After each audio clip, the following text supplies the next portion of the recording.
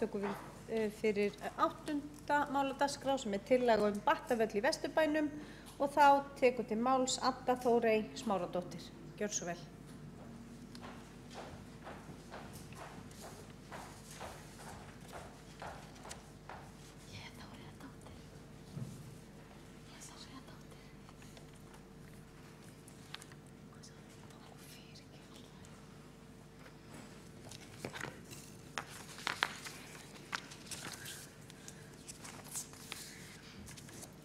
Virðulegi forseti borgarstjórnar, Reykjavíkurráð ungmenna, borgarfulltrúar, ungmennaráð og aðrir góðir gestir.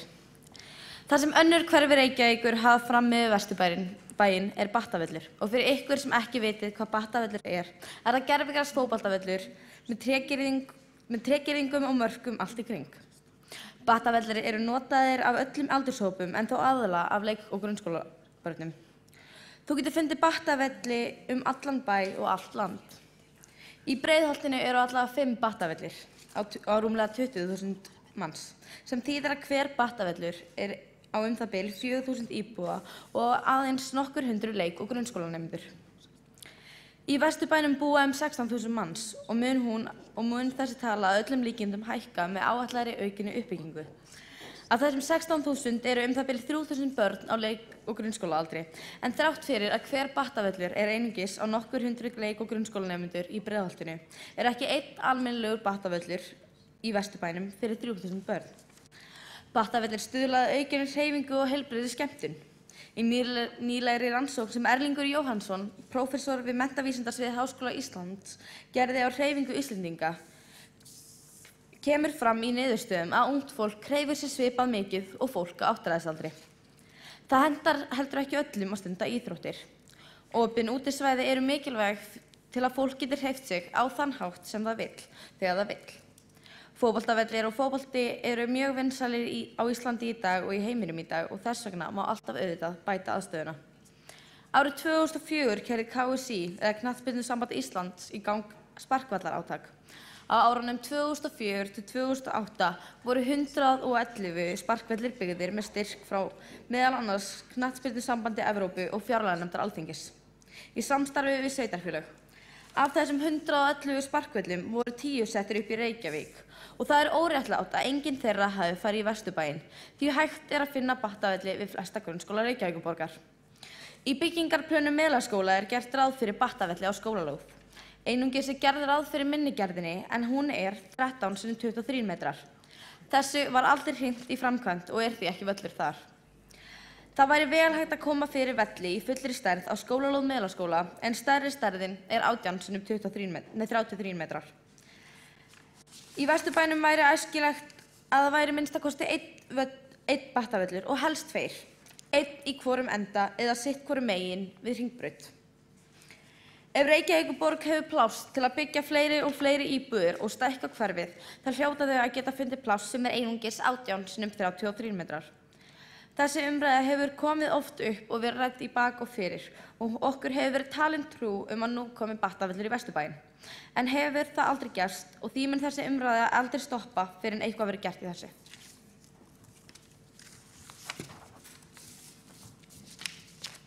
Þá hefur Adda Þórey Smáradóttir lokið máli sínu.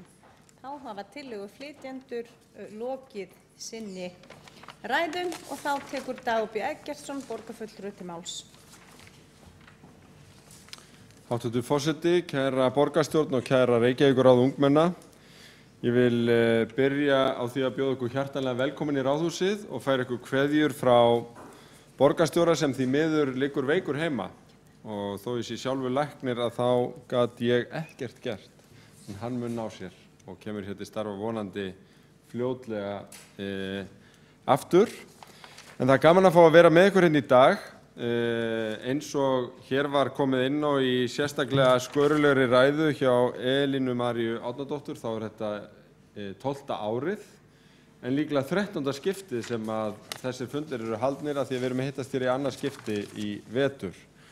Það hluti af ákveðnu svona umbótaferli eða umræðum það hvernig hægt að bæta þennan sameiginlega borgarstjórnarfund því að þeir hafa verið á haustin en færast núna yfir á vor.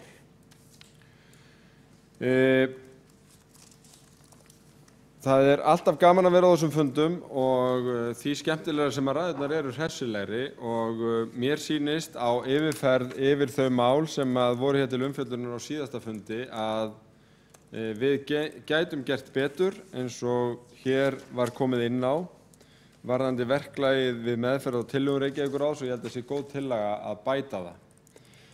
Þó sjáum við að þær tillögur sem hér voru fluttar síðast hafa flestar fengið framgang. Í fyrsta lagi þá mælti Kristinn Jóhannsson frá Ungmennaráði miðborgar og hlíða fyrir tillögum betri lífsleiknikennslu í skólum og hann var í kjölfarið í starfshópi sem hefur verið að undirbúa málstofur þar sem skoða á innihald og tilgang lífsleiknikennslu og það verður raunar ein slík á vegum starfshópsins næstkomandi fimmtudag. Og þar er lögð sérstök áhersla á þátttöku ungs fólks og fólki úr grunnskólum og félagsmiðstöðvum. Það var líka flutt hér tillaga af Jessi Jónsdóttur sem er hérna með okkur aftur í dag síðast bætt félagsmiðstöðvarstarf og hún mælti sjálf fyrir henni á fundi skóla- og frístundaráðs sem tók undir hana og sett í skoðun hvernig samræma mætti þjónustu félagsmiðstöðva svo unglingar í öllum hverfum mættu kosta á góðu félagsmiðstöðvarstarfi og hvernig aðgengi allra að þeim gæti batnað. En eins og margir muna að þá fjallaði þetta líka ferlimál fatlaðra og var þess vegna sent sérstaklega til ferlinefndar sem fjallar aðgengi fatlaðra að öllum byggingum í eigu borgarinnar. Í þriðja lagi var talað aukið starf fyrir 16 ára og eldri og borgin hefur satt beri að segja ekki mikið sinnt því vegna þess að borgin hefur litið þannig á að skyldur okkar séu við grunnskóla og síðan taki framhaldsskólinn við. En þetta er að breytast því að við höfum verið með stóran starfshóp í gangi sem hefur verið að móta stefnuna. Hann fékk tillögurnar frá Reykjavíkurráðinu til umfjöllunar og það eru 20 milljónir á þessu ári sem fara í tilraunaverkefni sem eiga að bæta þarna úr og ég get upplýst það að tillögur hópsins verða kynntar á næstu vikum þar sem að borgin fer meira inn á þetta svið því að það er alveg rétt sem að hér var nefnt áðan af Margréti Sæmundsdóttur að við sjáum ofboðslegt svona stökk í þessum neyslutölum þegar að ungt fólk fer úr grunnskóla og yfir á framhaldsskólastigið. Þannig að við viljum sinna því betur. Í fyrra var líka talað bættan hverfisbrag í Grafarholtinu. Tengist nokkuð kannski tillögunum samkomusvæði fyrir ungt fólk sem að Sindri Már flutti hér áðan. En það er verið að gera úttekt á þessu því að við viljum standa betur að og svo eru þetta stór hugmyndasamkeppni í farvatninu fyrir Grafarholt og Úlfarsárdal sem eru þetta svona stóra spennandi máli með sundlaug, bókasafni og raunverulegum samkomustað. En tillaga sem að raunar borgarfulltrúinn Kjartan Magnússon flutti hér síðast áheyrnarfulltrúa hafa verið til umfjöllunar eins og fjallað var rækilega hér áðan og í borgarráði á fimmtudaginn verður staðfest ákveðið tilraunaverkefni varðandi setu fulltrúa Reykjavíkurráðs ungmenna í skóla- og frístundaráði sem verður fram á vor og verður síðan gert upp og tekið út og tekin ákvörðun framhaldið. Sjötta tillagan sem var mælt fyrir hér í fyrra var breyting á nemakortum í strætó og hún er til umfjöllunar hjá strætó í tengslu við rafrænar fargjaldalausnir sem verða kynntar á næstunni. Ég ætla ekki strax minnst að tjá mig einstaka tillögu sem mælta fyrir í dag. Félagar mínir úr borgarstjórn eru að fara að stíga hér á stokk og gera það en vil hrósa tillögu flytjendum fyrir góðan flutning og vel hugsaða tillögur og hlakka til að taka þátt í umræðinu hér á eftir. Þá er borgarfulltrúi Dagur B. Eggertsson lokið máli sínu og þá er borgarfulltrúi Oddný Sturludóttir næst á mælendaskrá.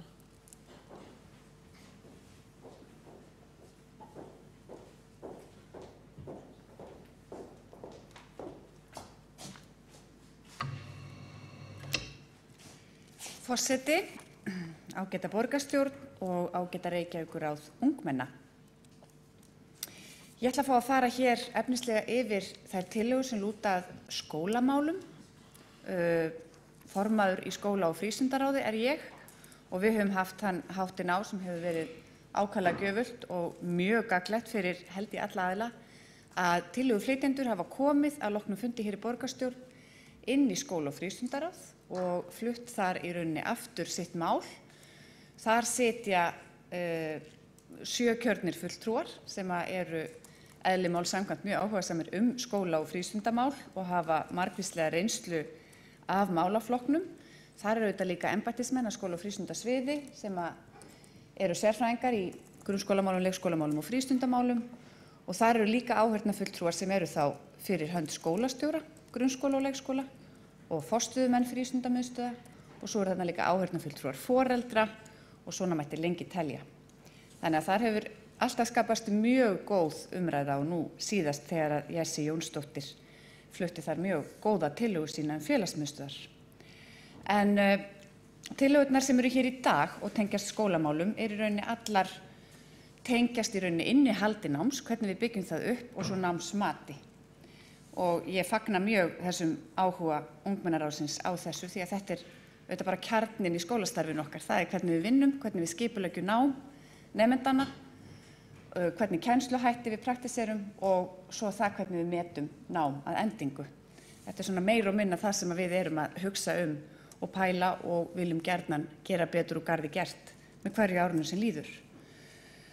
Varðandi fyrstu tillöguna einstaklingsmiðaða nám í grunnskólum sem að Þorsteinn Davíð Stefánsson flutti, þá má segja að þetta sé algjörlega, þetta er kjarninn í skólastarfinu okkar og kjarninn í þeim breytingum sem hafa átt sér stað frá því að ég var í skóla, það er allavega alveg á hreinu og hvað þá áður og það er það að hverfa frá þessari stefnu að allir læri það sama á sama tíma og sama hraða og færi sig frekar út í það sem stundum er kallað einstaklingsmiðað nám og aðrir vilja kalla fjölbreytta kennsluhætti. En í rauninni er þetta það sama. Af því að þú nærið ekki fram einstaklingsmiðuðu námi nema að verkfæri kennarans séu fjölbreytt og út af það gengur meira og minna kennaramenntun í dag að búa kennaran undir starf í skóla sem fyrir öll börn, alveg sama hvaða atgerfi og hver staða þeirra er áður en þau koma í skólan og það er mikil gæfa í okkar samfélagi að við séum með þannig skólakerfi sem byggir á jöfnuði og réttlæti og ekki síst hvaða tól og hvaða tækni hann er með í höndunum þegar hann hefur starf í skóla. Þannig að út á þetta gengur meira og minna kennaramenntun í dag sem er auðvitað mjög mikilvægur liður í að framfylgja þessari stefnu. En stefnan sjálf, stefnan einstaklingsmiðað nám hefur í rauninni verið við lýði í grunnskólum á Íslandi, allavega í Reykjavík og landsbyggðin hefur líka tekið þessa stefnu upp á sína arma í hátt á annan áratug. Í síðustu foreldrakönnun kemur fram að 90% foreldra telja skóla- og frístundastarf barnanna koma til móts við þarfir barna sinna, eins og það er orðað. Og eflaust eru foreldrar með mjög margt undir þegar svona er spurt. En síðan svo þegar við spurjum skólana sjálfa, ert þú að gera einstaklingsáætlanir með nemendum þínum, sem er svona kannski ítrasta útfærsla á einstaklingsmiðuðu námi. Það verður vart meira einstaklingsmiðað en að hver kennari gerir einstaklingsáætlun með sínum nemenda. Þá svara 54% skóla því til að þeir vinni einstaklingsáætlun með sínum nemendum. Og það eru þetta mjög til fyrirmyndar og með hverju árinu sem líður þá hækkar þetta hlutfall. En við viljum að sjálfsögðu ná því ennþá hærra. Tek undir með tillöguflytjenda með það. Skólar gera ýmislegt til þess að uppfylla þetta og styðja betur við að einstaklingsmiðaða nám nái fótfestu í öllum skólum og í öllum árgöngum. Það er stundum sagt að gangi betur best á yngsta stiginu, ágætlega á miðstiginu, en sé stundum skorti verulega upp á það á unglingastiginu. Og fyrir þessu eru ýmsar ástæður. Kannski það að unglingastigið er farið að taka meira mið af því sem svo tekur við í framhaldsskólanum og þar er kannski námið ekki mjög einstaklingsmiðað. Kannski það að faggreina kennsla verður alltaf meira og meira áberandi þegar að nemendur færast yfir á unglingastig. Þannig að fyrir því eru einhverjar ástæður en við höfum gjarnan sagt að unglingastigið megi verða meira einstaklingsmiðað. Og þá er ýmislegt í boði fyrir okkur að nota og bæta til dæmis val á unglingastigi sem alltaf að aukast. Við höfum lagt áherslu á svona sterkar unglingadeildir, gjarnan stærri unglingadeildir sem hafa þá fleiri möguleika á að koma til móts við einstaklingsmiðaðar þarfir. Það er mjög erfitt að halda út í fjölbreyttu vali og mjög svona sterkri faggreinakennslu í unglingadeild sem orðin mjög lítil. Það gefur auga leið. En þetta er svona ein af leiðunum. Nú, sumir skólar í borginu einfaldlega hannaðir. Bygging þeirra hönnuð með einstaklingsmiðað nám í huga. Og þetta og ætti ekki að koma óvart, nýjustu skólarnir okkar, til dæmis Sæmundarskóli, Ingunnarskóli, Norðlingaskóli og Kelduskóli. Þetta eru skólar sem einfaldlega byggðir með þá hugmyndafræði undir að kennslan og námið sé einstaklingsmiðað. Mjög spennandi pælingar þegar farið var af stað með það. Skólar hafa notað svona sérstakar áætlunarbækur. Í Norðlingaskóla unnið til dæmis eftir svokölluðum áætlunum áhuga, svona áhugasvið og ákveðin svona áætlun námið út frá áhugasviðinu sem hefur gefið mjög góða raun. Og svo gæti ég talið upp mjög mörg önnur verkefni sem verið að vinna í þeim anda að koma til móts við hvern og einn nemenda á þeirra forsendum þannig að þeirra styrkleika fá að njóta sín. Því út á það auðvitað gengur skólastarf meira og minna. Og rétt eins og tillöguflytjandi segir að þá þýðir það bæði að koma til móts við þá sem þurfa stuðning og líka þá sem að fljúga áfram í náminu og hafa kannski lítið fyrir því. Og þannig skóla viljum við skapa. Ég myndi segja að fjölbreyttar kennsluaðferðir væru í rauninni algjör drifkraftur í að svona tillaga eða að þessi andi skólastarfs og þessi hugmyndafræði einstaklingsmiðað nám nái fram að ganga. Og þá alveg sama hvort við séum að ræða nemendur sem hafa annað móðmál en íslensku til dæmis. Það svona ákveðna fjölbreyttar kennsluaðferðir sem þarf að hafa í huga til þess að koma til móts við þá. Og svona geti ég lengi haldið áfram að telja upp upplýsingatækni. Við auðvitað höfum ekki því miður getað endurnýjað okkar tölvubúnað svona eins og okkur hefur langað eins og hugur okkar stendur til, einfaldlega vegna þess að borgin hefur ekki haft jafn mikið fé á milli handana síðustu ár. En núna höfum við verið að gera mjög miklar svona umbætur á því sviði og erum að setja meira fé í upplýsingatækni, tölvubúnað og allt mögulegt, snjalltæki og svo framvegis. Viljum gjarnan geta tekið stærri skref en erum þó að taka skref sem skipta máli og upplýsingatækni mjög stór liður í því að gera námið einstaklingsmiðað. Þannig að þetta svona nokkur atriði sem ég langaði að telja upp. Og svo gæti ég til dæmis nefnt fjölskyldu- og húsdýragarðinn í þessu samhengi sem kannski undarlegt að nefna í þessu samhengi, en við vorum til dæmis að gera samning samstarf við fjölskyldu- og húsdýragarðinn til þess að efla í rauninni fræðslu og nám sjálfbærni, náttúrufræði, dýrafræði og svo framvegis.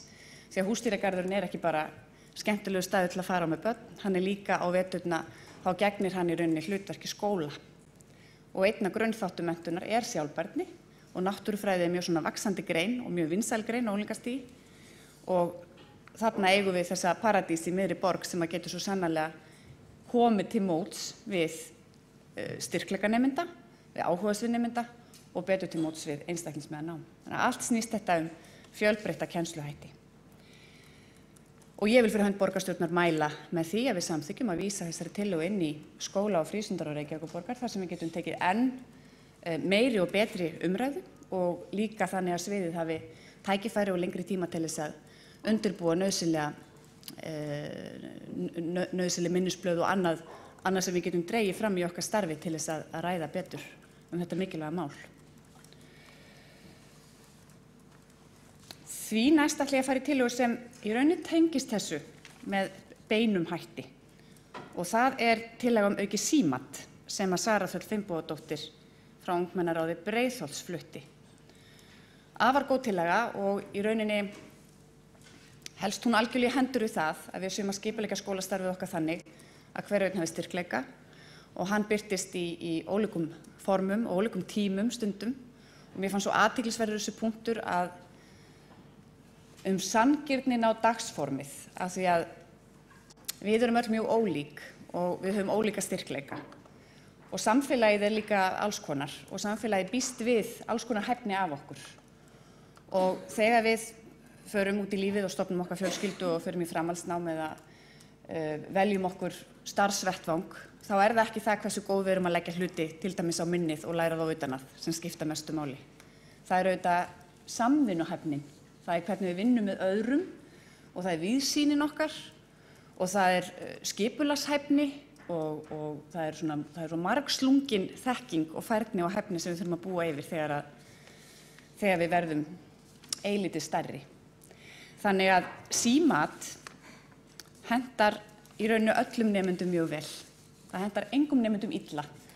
En hins vegar ofuráhersla á lokapróf eins og tillagan í rauninni gengur gegn eða svona mæla með því að símat taki meira mið af að skólastarf taki meira mið af símati heldur en svona ofuráhersla á lokapróf. Því að próftaka getur verið mjög kvíðvænleg fyrir ákaflega marga. Og það líka kynjamunur til dæmis á því hvernig okkur líður í próftöku. Símat auðvitað miklu sanngjarnari leið til að meta það hvar krakkar standi í námi og hvar við öll stöndum. Vegna þess að við getum haft svo ólíka styrkleika og svo getur einfaldlega próftakan sjálf haft mjög stressandi áhrif okkur sem hefur bara bein áhrif á útkomuna og það getur auðvitað aldrei verið neitt sérstaklega sanngjarnt. Skólar tala meira núna leiðsagnarmat og leiðsagnarmat í rauninni bara sama á símat. En leiðsagnarmat kannski aðeins meira lýsandi af því að það til þess að leiðbeina þér áfram. Það ekki til þess að fella dóm hvar þú stendur. Það til þess að meta styrkleika þína, veikleika þína og það aðallega þetta leiðsögn svona eins og ljós fram á veginn, þinn námsveg. Það mjög rík áhersla lögð á leiðsagnarmat eða símat í nýrri aðalnámskrá grunnskóla frá 2011. Byggir á því að, og nú ég að búa með tímann, byggir á því að nemendur velti reglulega sjálfir fyrir sér námi sínu sem skiptir mjög miklu máli. Okkar eigin ábyrgð á náminu hlýtur að skipta mjög miklu máli. En með kennara sínum til að nálgast eigin markmið í náminu og svo hvert skal stefna. Og þá hef ég ekki tíma, kæri forseti, til að fjalla samræmda einkunnagjöf og ég sé á forseta hann alltaf lega mér að koma aftur upp og eftir og ræða þá tillögu sem betur fer. Það var borgarfulltrúi Oddný Sturludóttir lokið máli sínu. Forseti ítrekaði það í upphaf fundar að fundargestir geta komið upp tvisvar undir hverri tillögu og að ræðutími bundið við 10 mínútur í hvert skipti. Þá tekur borgarfulltrúi Kjartan Magnússon til máls. Gjörðu svo vel.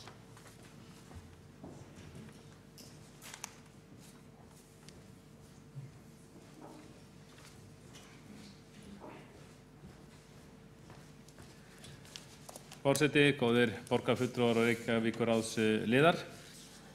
Ég vil lýsa yfir ánægju minni með því að þessi fundur skuli vera haldinn, að það sé verið að bæta hér verklag til þess að vinna betur úr þeim fjölmörgu góðu tillögum sem koma jafnan fram á þessum vettvangi sem sameiginlegur borgarstjórnarfundur okkar er. Nú, ég verð fyrst að taka undir með þeim sem hafa gert athugasemdir við það og þá fyrst og fremst Elín María Árnadóttir frá Ungmennaráði Vesturbæjar þetta verklag. Ég held að við getum staðið okkur miklu betur í þessu og ekki síst við að framfylgja þeim tillögum sem hafa þó verið samþykktar á þessu vettvangi.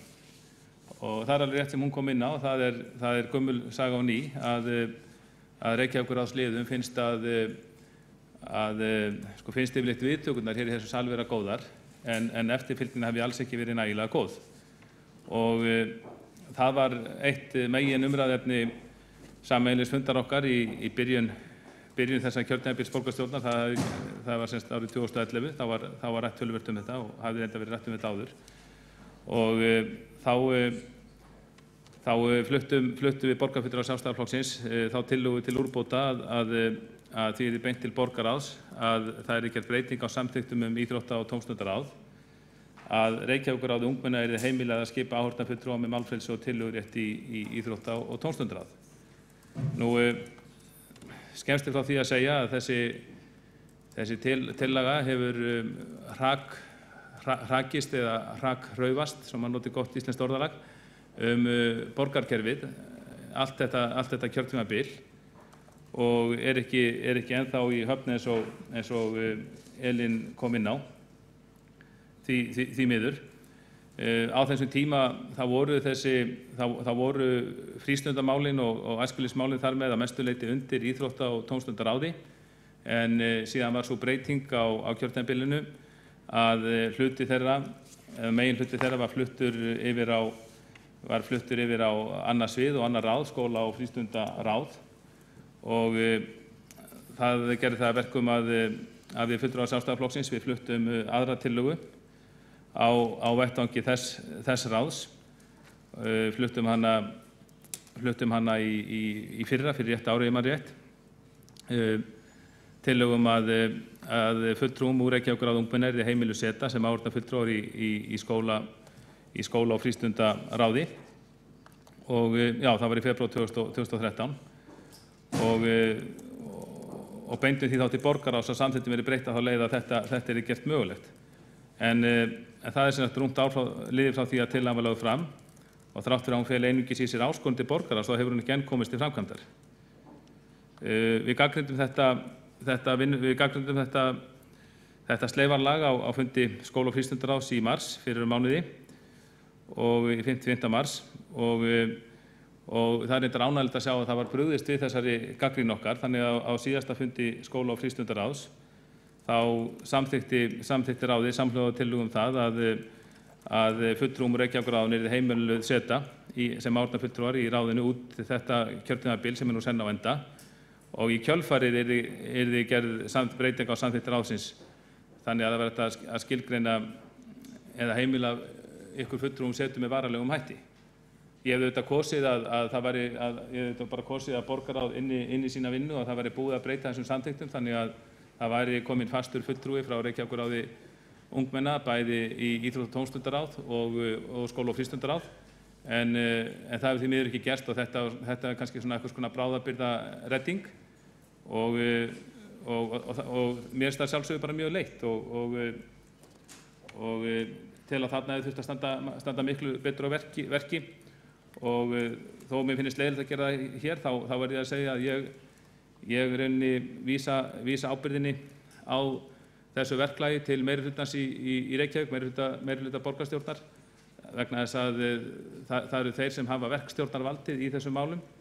Þeir flokkar sem standa hér að meirihluta, þeir hafa bæði formennsku á hendi í borgarráði, íþrótta- og tómstundaráði og skóla- og frístundaráði, þannig að ég held að þeir hafi ekkert sér til afsökunar eftir að hafa hrakrugast með þetta mál frá 2011, og mér er ekki bara leitt að það skuli ekki upp á að ráða þessu sjálfsagða máli til lykta, en ég vona að það verði gert á næstu vikum og mánuðum. Og ég bind miklar vonir við það að fá þessa fulltrúa inn í þessi ráð. Ég hef starfað nokkuð lengi í íþrótta- og tómstundaráði, og þegar ég byrjaði að starfa kannski fyrir rúmlega 10 árum, þá var þar fulltrúi ungmenna hríð sem var síðan tekin út, en sá fulltrúi var mjög samviskusamur og kom með margar góðar tillögur og veitti umsögnum tillögur sem við vorum að vinna, þannig að mér fannst það virka vel þá, og ég held að þetta kerfi muni virka mjög vel þegar að fulltrúi eða fulltrúar eru komnir frá Reykjavíkurráðinu í þessi ráð. Nú, það var hér vikið að töluvert fjallað menntamálin, og mér finnst mjög gott að heyra hvað þið eru að hugsa í þeim efnum, Reykjavíkurráðsfulltrúar góðir, því að við erum með þetta stóra kerfi sem er grunnskólakerfið í Reykjavík. Þið eruð í því kerfi eða nýkomin út úr því. Þess vegna held ég sem mjög mikilvægt að við hlustum á ykkar rödd hvað ykkur finnst það. Því miður finnst mér stundum eins og það vanti gagnrýna umræðu menntakerfið í Reykjavík. Mér finnst því miður stundum að ágætt fólk sem starfar innan þess kerfis, það eigi erfitt með að taka gagnrýni á þetta kerfi. Alveg eins og stjórnmálamenn eiga stundum erfitt með að taka við gagnrýni á sín störf, það vill henda ágætasta fólk. En þegar ég kemst inn á fundi, til dæmis Reykjavíkurráðsins eða í félagsmiðstöðum eitthvað annað, þá finnum maður að það er mjög mikið talað menntakerfið, og krakkar sem eru nýkomnir út úr því eru kannski komnir í menntaskóla, farnir að kynnast öðru menntakerfi. Þeir eru mjög gagnrýnir á þetta kerfi, og mér finnst það vera mjög gagnlegar ábendingar sem maður fær það. Ég held að það hafi verið heillaskref sem hefur verið stigið á síðustu árum í grunnskólakerfinu í Reykjavík með það að ýta undir sjálfstæði skóla, og og taka upp fjölbreyttari kennsluhætti heldur en áður var. Ég held að í þeim efnum þá sé ég algjörlega sömu skoðunar og ágætu formaður skóla- og frístundaráðs Oddný Sturludóttir.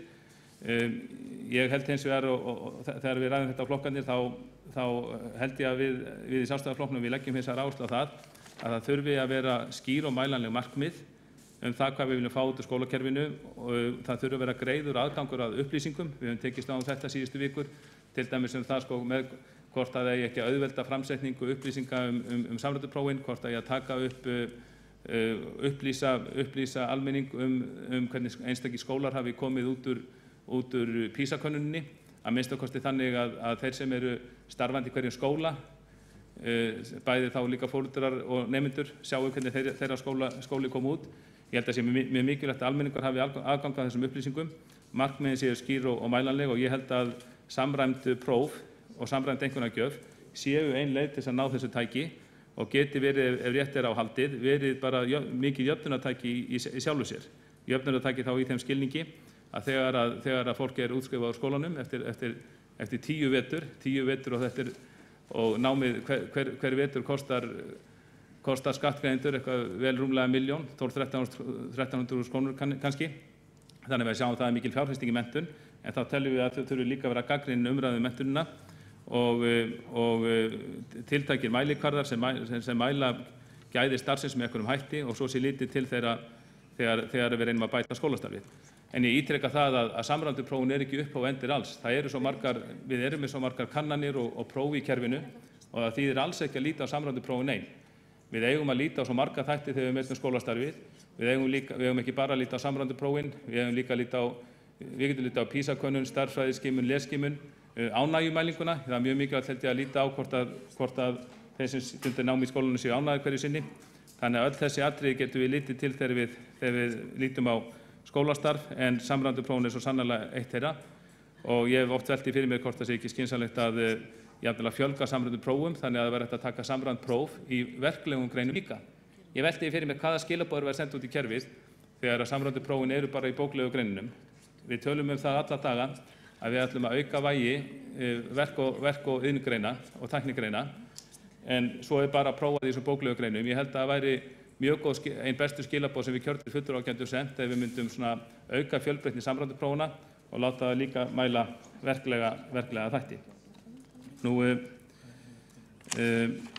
Ég sé að tíminn minn er búinn, en ég treysti því eins og sá sem var hérna undan mér að maður geti komið upp aftur og klárað málin á þeim 10 mínútum sem eftir eru. Þá borgarfulltrúi Kjartan Magnússon lokið máli sínu, og þá tekur til máls borgarfulltrúi Sóley Tómasdóttir.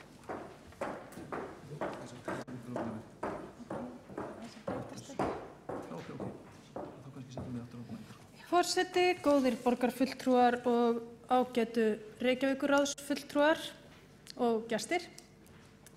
Gaman að sjá ykkur hér enn eitt árið. Mig langar til þess að fara eins yfir tillögurnar, kannski ekki alveg í þeirri röð sem að þær voru fluttar, heldur byrja á tillögunni málsmeðferð. Svona kannski minnstu efnislegu tillögunni en mest pólitísku tillögunni. Ég var búin að skrifa hjá mér að því að hún Elín María Árnadóttir, Reykjavíkurráðsfulltrúi, talaði hún væri ekki kettlingur og vildi ekki láta klappa sér. Ég var að hugsa að ég hefði skrifað hérna hjá mér að við ættum kannski að klappa henni mest vegna þess að hún var svo reið, og mér finnst gott að hún sé reið. Það ógeðslega mikilvægt að vera óþolinmóð í stjórnmálum, af því að kerfið krefst óþolinmæði. Ef við værum öll þolinmóð hérna þá myndi sennilega ekki neitt gerast. Við höfum verið að þróa, í alvörinu, ég veit að þið trúa mér ekki, þá höfum við samt verið að þróa starf og samstarf borgarfulltrúa og Reykjavíkurráðsins á rosalega miklum hraða miðað við margt annað sem við höfum verið að þróa. Við höfum í alvörinu verið að fjölga fundum, við höfum verið að taka upp tillögur inn í ráðin, fulltrúarnir hafa fylgt tillögunum eftir inn í ráðin, sem er nýbreytni. Það er nýbreytni að halda samráðsfundi, það er nýbreytni að ungmennaráðin eru að stjórna því hvenær ársins þetta er haldið, en ekki bara borgarfulltrúarnir, og svona get ég lengi talið. En ég hjartanlega sammála þér og ykkur og þeim sem hafa talað þetta hérna öll þau ár sem ég hef staðið hér og haldið þessa fundi með hinum ýmsu ungmennum sem að mörgur orðin, ríkfullorðin í dag, að þetta gengur allt of hægt og við erum ekki að taka nægilega mikið mið af þeim tillögum sem að koma inn. Við erum ekki að takast á þær eins og við ættum að gera ef við værum í alvörunni að tala við fullorðið fólk og hvert annað. Og það er eitthvað sem við getum bætt okkur í og við eigum að bæta okkur í og við munum gera ef þið haldið áfram að vera reið. Ég átti samtal við kaffivélina hérna áðan við samstarfsmann minn Pál Hjaltason borgarfulltrúa. Þar sem við vorum eiginlega sammála það að þessir fundir væru, eða við vorum kannski ekki, ég veit ekki hvort við eigum að fullyrða það, en við getum velt fyrir okkur hvort að þessir fundir sé ekki bara rugl. Hvort að þetta sé í alvörunni það sem að stjórnmálin ganga át á. Hvort að við eigum í alvörunni að vera hér, trýtlað upp í pontu 1 og 1 og tali 10 mínútur, eða hvort það væri kannski effektífara að við hittumst á þessum samráðsfundum á milli þessara opinberu funda og reyndum þar að þróa áfram málin. Það er þannig sem að pólitíkin virkar. Það er í fagráðunum sem að við erum í alvörunni að þoka málum áfram. Það er ekki hér í þessum sal. Hér í þessum sal erum við að takast á það sem okkur greinir á og það er mjög gott. Það er mikilvægt að borgarbúar geti hlustað á og vitað hvað það er sem við erum ekki sammála en það er líka ógeðslega mikilvægt að við tökum og vinnum saman að hinum málunum og það gerum við á lokaðri vettvangi og fundargerðirnar eru svo ræddar hér. Það er ýmislegt sem að ungmennaráðin geta líka gert og ungmenni í borginni geta líka gert til þess að hafa meiri áhrif og nú sé ég að tíminn minn mun ekki duga en ég mun þurfa að koma hér aftur, ég ætla bara að vara ykkur við strax. Það er ýmislegt sem ungmenni geta gert betur í og við fórum yfir á samráðsfundunum sem var haldinn í vetur. Meðal annars héldum við sérstakan ungmennaráðsfund eða sérstakan fund þar sem ungmenni voru boðuð þegar við vorum að kynna aðalskipulag Reykjavíkur. Aðalskipulag Reykjavíkur er ógeðslega mikilvægt fyrir ungt fólk.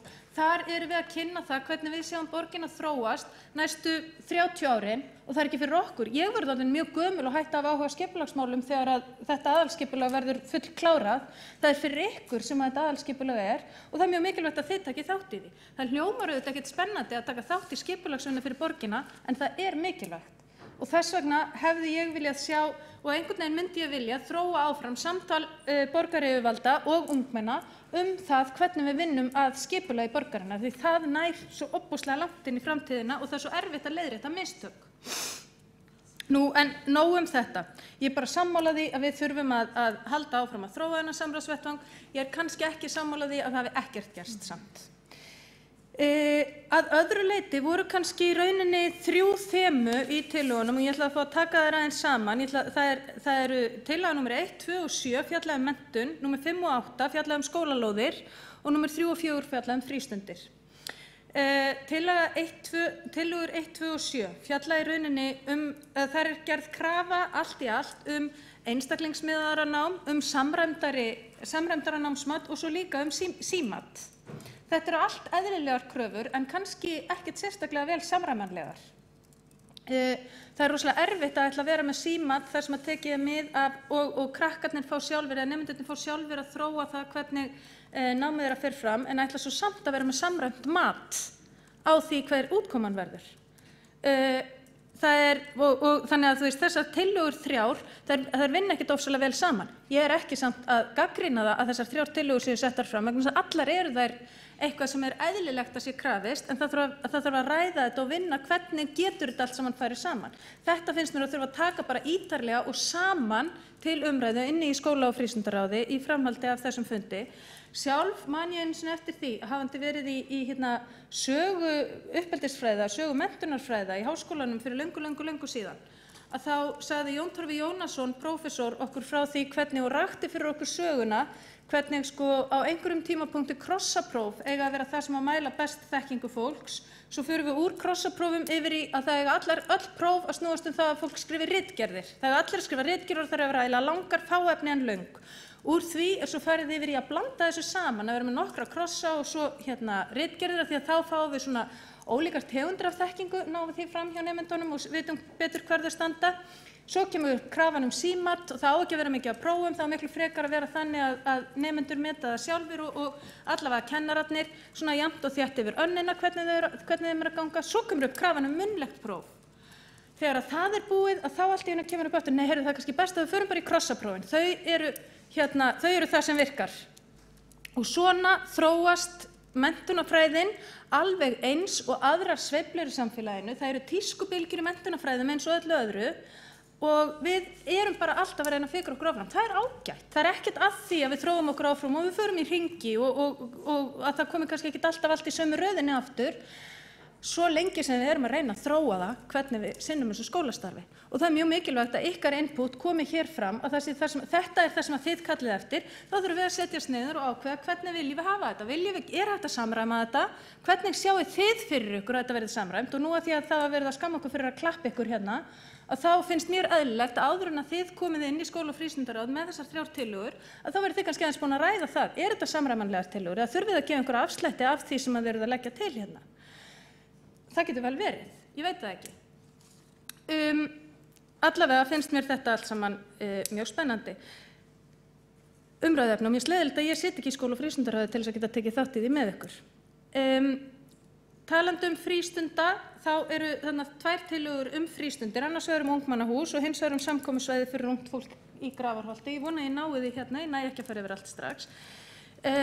Þetta varðar náttúrulega, báðar þessar tillögur varðar það að við þurfum að koma betur til móts við ungmenni í Reykjavík í þeirra nær umhverfi. Við erum með hitthúsið sem er frábært, við erum með félagsmiðstöðvar sem eru frábærar. Það er ekkert sem segir að frístundarstarf þurfi að fara fram innan einhverja ákveðina veggja, að það þurfi að vera ein frístundamiðstöð eða ein félagsmiðstöð. Það getur vel verið að það sé mitt úti, að það sé eitthvað útisvæði í til dæmis Úlfarsárdalnum, eða að það sé einhver staðar annar staðar úti, eða að það sé inni einhver staðar og það sé mögulega færanlegt. Aðalmálið er að skapa aðstæður fyrir ungt fólk til þess að geta unnið að sínum frístunda áhugamálum og að þið séu með fagfólk sem að leiðbeinir ungu fólki áfram. Eitt af því sem við höfum verið að vandræðast með, þetta með 16+ sem að hefur verið hér eitt klassískt viðfangsefni á öllum þessum 100 árum sem að ég hef verið hérna í borgarstjórn, að það er það að við höfum ekki ennþá einhvern veginn komið eða áttað okkur á því eða aðlagað kerfið að því að það eru áratugir síðan að sjálfræðisaldurinn var færður úr 16 ára upp í 18 ára. Samt erum við ennþá í borginni með þjónustu sem að miðar að því að í rauninni verði ungmenni sjálfráð á 16 ára. Við erum ekki að þjónusta unglinga út í hverfum. Af hverju hættum við með félagsmiðstöðvar 16 ára? Jú, að því að einu sinni var sjálfræðisaldurinn 16 ára. Við höfum ekki ennþá einhvern veginn breytt neinu í samræmi við þessa ákvörðun sem var tekin af löggjafanum fyrir, ég veit ekki einu sinni hversu mörgum árum. Auðvitað ættum við að vera með félagsmiðstöðvar fyrir krakka upp á 18 ára aldri. Ef okkur er alvara með það að líta á börn sem börn þangað til þau eru 18 ára og það er bara aðlaga starfið að þessu. En við höfum ekki gert það og við þurfum að gera það og til þess að gera það þá þurfum þið að vera með okkur og það er bara mjög gott að þið skulle koma hérna aftur og aftur með þessar tillögur. Ég skil ekki að þið skulle ekki vera búin að gefast upp. Ég bara segi eins og er. En það er gott, það er eins gott að þið eru ekki búin að því. Ég ætla að ljúka máli mínu núna. Ég á ennþá eftir að ræða skólalóðirnar og það ætla ég að gera í seinni ræðu. Þá er borgarfulltrúi Sóley Tómasdóttir lokið máli sínu og þá er borgarfulltrúi Diljá Ámundadóttir næst á mælendaskrá.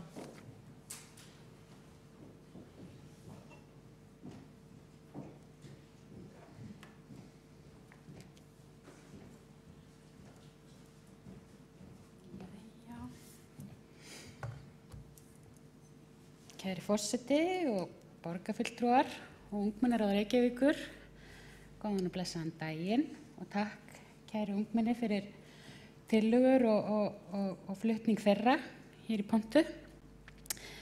Mér finnst eitthvað svo merkilegt, mér finnst eiginlega faglegri en ég hérna fyrir eitthvað vel undirbúin og svo gaman eitthvað að fylgjast með ykkur og maður svona tók dálítið vel eftir henni Elínu Maríu Árnadóttur vegna þess að ég tek undir orð Sóleyjar að óþolinmæði er svolítið mikilvægt til að koma hlutunum áfram. Ég get sagt ykkur frá því að þegar ég byrjaði í borgarstjórnarmálum fyrir tæpum 4 árum og þá fannst mér algjörlega óþolandi hvað þetta gekk allt hægt fyrir sig og þetta virtist oft vera bara staðna í kerfinu og maður tekur því kannski svolítið svona eins og þetta sé bara að það er ekkert að gerast. En á þessum 4 árum hef ég svona svolítið lært það og skil það núna að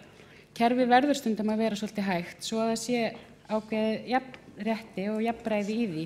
Það verður að taka eins á málunum og það þarf að fara í gegnum alls konar lúppur og hindranir til þess að jafnræði sé gætt. En ég hugsa að óþolinmæði sé þó betri kostur en reiði. Ég er ekki mjög hrifin af því sem verkfæri. En ég er komin upp í pontu til að tala, eða svona bregðast við tillögum númer 3 og 4 sem að koma að frístundum og þá aðalega svona 16+. Og ég sit í ITR og er fyrir hönd Evu Einarsdóttur, formanns, en hún er í Bandaríkjunum í dag.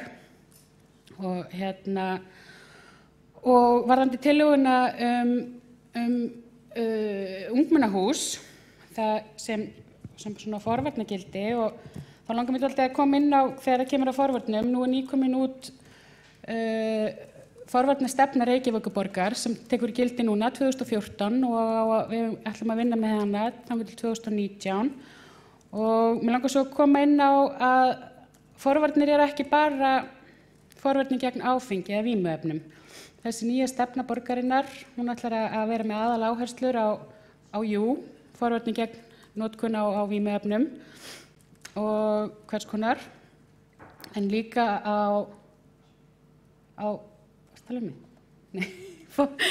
forvarnir gegn ofbeldi, forvarnir gegn útlitsstýrkun og sem sagt forvarnir virkni í samfélaginu. Að allt fólk, allir taki þátt í samfélaginu, annarkvort í starfi eða námi. Og þetta verður svona aðaláherslunar, þannig að mér langar bara svona svolítið að svona stækka þetta hugtak og skilning þess á því að þetta er ekki bara forvarnir gegn áfengi og vímuefnum, þó að eins og tillöguflytjandi kom inn á að það hefur mjög margt gott unnist, sérstaklega í aldurshópnum að 16 ára, og þess vegna nú þessi tillaga að það þarf að halda vel á spöðunum þegar kemur að 16+ eða þegar krakkar eru að fara í framhaldsskólana, þar sem félagslífið á það til að ganga mest út á eitthvað sem tengist á áfengi eða það að vera kannski drukkin eða undir áhrifum vímuefna sem einhvern veginn gæti verið árangursríkara að bíða með það og tölurnar sýna það. En þetta er nú ekki í fyrsta skipti sem ungmennahús er rætt í sal borgarstjórnar og hitt húsi hefur verið að gera frábæra hluti síðastliðin árin, fjölmörg ár, til að sinna þessum aldurshópi, 16 ára eldri, en það hefur auðvitað verið mikið ákall eftir sambærilegu starfi upp í úthverfunum eða í hverfunum. Þessi hitt húsi er náttúrulega staðsett niður í bæ sem er ákveðin kostur, en það er kannski ekki allir sem að drífa þangað þegar þeim hendar vegna fjarlægðar. Það hefur verið opið hús í flestum hverfum fyrir þennan aldurshóp og það er mikill ánægja með það. Og svo langar mig til að nefna íbúðina og ungmennahús og svo hefur tekið ákvörðun að opna félagsmiðstöð og sem vonandi má sinna líka þessum aldurshóp, 16 ára eldri, í spennustöðinni við Austurbæjarskóla. En þá erum við nú aftur komin í miðbæinn, en mér finnst það samt mikilvægt að nefna það er allavega á teikniborðinu. Mér finnst mikilvægt að vera í samtali við ykkur, við ungmennaráð og þess vegna langar mig til að nefna við ykkur allavega að það gæti verið sniðugt að vera í húsnæði Korpúlsstöðum. Það er á stað sem að fjölmörg ungmenni eiga auðveldara með að koma í frá Grafarvoginum, Grafarholti og Úlfarsárdalnum. Einnig gæti okkur staðið mögulega salur í Spönginni sem var í eigu World Class til boða og þá þætti mér, eins og ég segi, mjög mikilvægt að vera í þessu samtali af því að tillöguflytjandi kom inn á að það væri mikilvægt að í þessu ungmennahúsi væri spennandi og gott starf fyrir þá sem að koma.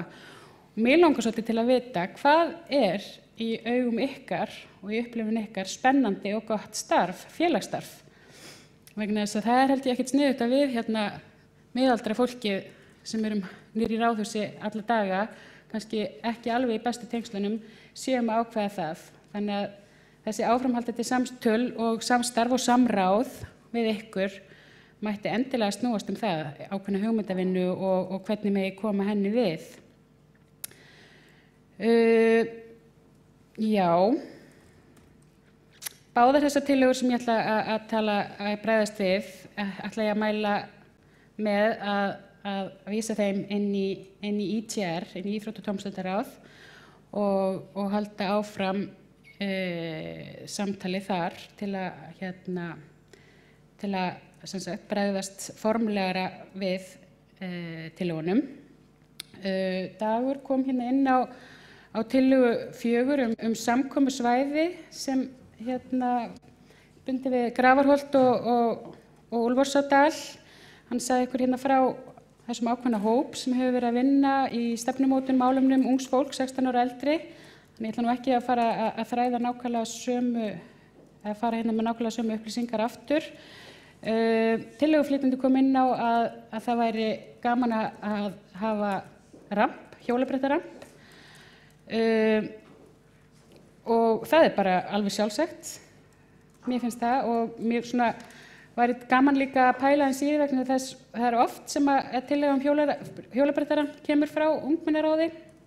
Ég man ekki nákvæmlega hvernig það var, skal viðurkenna það, en það kom hérna tillaga hjólabrettaramp í Gufunesi sem er nú komin og mér þætti kannski bara skemmtilegt að skoða það í samstarfi við hönnunarsvið borgarinnar að hafa byggja lausan hjólabrettaramp sem gæti þá verið dálítið svona tilfallandi í notkun eftir til dæmis hverfum eins og núna er Úlfarsárdalurinn augljóslega í uppbyggingu og það er þörf fyrir að hefja strax einhvers konar samkomu svona kjarna og þá væri bara frábært ef að börgun ætti eitthvað til að flytja strax á svæði þar sem að þessi kjarni af íþróttahúsi, sundlaug og skóla og allt og bókasafni mun rísa, að það væri það bara nú þegar hægt að flytja það og það væri bara gaman að heyra hvernig ykkur lítist á það, fyrir líka áframhaldandi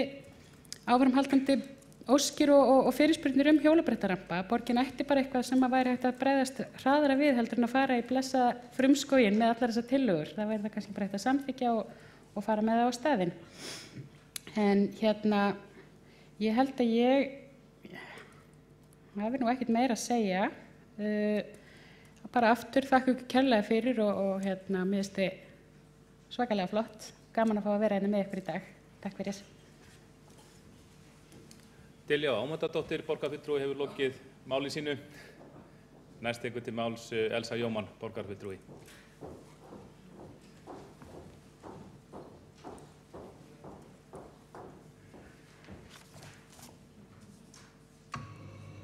Forseti, borgarfulltrúar og Reykjavíkurráð ungmenna. Mig langar til þess að koma hingað upp og bregðast aðeins við tillögu númer 6 sem er tillaga hennar Elínar Maríu Árnadóttur varðandi að setja tillögu Reykjavíkurráðsins í fast mótaðra ferli og það er að móta verklagi við meðferð tillagnanna. Og þá langar mér líka aðeins að taka undir orð borgarfulltrúa Sóleyjar Tómasdóttur sem að koma aðeins inn á það að það kannski ekki alveg sanngjarnt að segja að við höfum ekkert brugðist við mörgum, sem sagt að við höfum ekki, að margar tillögurnar hafa ekki fengið að fara í ferli að því að nú hafa margir komið hérna inn og farið yfir á hvaða stað tillögurnar eru og svo framvegis. En varðandi tillögu sem hún Elín María flutti í fyrra varðandi meira samráð við ungmenni, þá er það partur af því samráði að halda stöðufundi með ráðinu og við höfum gert það nú 2 sinnum. Þannig að það er sem sagt í tvígang á þessu kjörtímabili höfum við haldið stöðufundi þar sem að við höfum farið yfir tillögur, hvar þær eru staddar og svo framvegis. Og þið hafið þá fengið að heyra nákvæmlega hvar þær eru, hvort það sé búið að taka þær fyrir og hvenær það eigi að taka þær fyrir. Mér langar líka aðeins að koma inn á það að við höfum verið starfsmenn á skrifstofu borgarstjórnar, hafa verið að reyna að gera þessa fundi markvissari. Áður fyrir voru til dæmis ekki fundagerðir á fundunum, nú erum við að varpa þessu í beinni útsendingu, nú erum við að halda betur utan hvar, hvert og hvernig á hvaða stað tillögurnar eru og svona ákveðið utanumhald og vinna sem við höfum sett á laggirnar bara við að upplýsa ykkur hverja tillögu. En ég tek samt heilshugar undir það að sjálfsögum á gera betur. Það bara með alla hluti og það kom fram á síðasta stöðufundi hjá okkur í forsætisnefnd að fram sú tillaga að sniðugt væri að skipa tengilið ungmennaráðsins, eða sem sagt Reykjavíkurráðsins og skrifstofa borgarstjórnar það að þið getið þá haft samband við ákveðin aðila hvar tillögurnar eru staddar, hvenær verður teknar fyrir og svo framvegis. Þannig ég held að það gæti skert heilmikið á þessu verklagi að hafa ákveðin aðila til þess að taka stöðun á tillögunum og vita nákvæmlega í hvaða ferli þær eru. Þannig ég held að það væri strax í áttina. En ég vil bara tala fyrir því að þessari tillögu verður vísað til forsætisnefndar af því við erum að reyna að skerpa á þessari vinnu og ætlum að reyna að gera þetta betur og markvissara fyrir ykkur. Ef við gerum það ekki, þá náttúrulega kannski lítill tilgangur fyrir ykkur að koma hingað og eyða allri ykkar vinnu sem okkur finnst mjög mikilvægt að komið og eigið samtal við okkur. En ég verð eiginlega að segja að þessi stöðufundir finnst mér markvissari. Mér finnst þeir bæði skemmtilegri, það verður afslappaðra andrúmsloft til einhvern veginn og við bara eigum einhvern veginn fallegra og skemmtilegra og markvissara samtal. Mér finnast þeir og ég gat ekki raun og verið betur síðan að þið kannski upplifið það líka. Að þetta svolítið eins og að vera á Þjóðleikhúsinu að standa hérna. Maður einhvern veginn ekki alveg maður sjálfur og og margir stressaðir og það einhvern veginn eiginlega pínu til trafala og það ætti ekkert að vera þannig. Þetta á bara að vera samtal á milli ykkar og okkar og ef að þið, eins og kom fram þá á þessum stöðufundi, tillögur ykkar að hafa tengilið, það fullt af upplýsingu sem fóru okkar á milli á þessum fundi sem að þið vissuðu ekki áður og ekki allir borgarfulltrúar heldur vissu og varðandi líka umræðu sem áttu með að þið eigið áheyrnarfulltrúa inn í hverfisráðunum, þar man ég eftir einhverjum upplýsingum sem vorum að skiptast á, aðalskipulagi kynning, þannig að á þessum stöðufundum var bara heilmikið og gott og mikið upplýsingaflæði. Þannig að ég bara legg það til að þessari tillögu hennar Elínar Maríu verði vísað til frekari útfærslu inn í forsætisnefnd og við setjum bara þá vinnu í gang að finna bara tengilið sem bara fylgir eftir ykkar tillögum þannig að það sé bara mjög skýrt fyrir ykkur hvernig í hvaða ferli þær fara, við hvern get ég haft samband, hver upplýsum og svo framvegis og svo framvegis. Og annars bara þakka ég kærlega fyrir mig. Elsa Jómann, borgarfulltrúi, hefur lokið máli sínu. Næstur tekur til máls Björn Blöndal, borgarfulltrúi.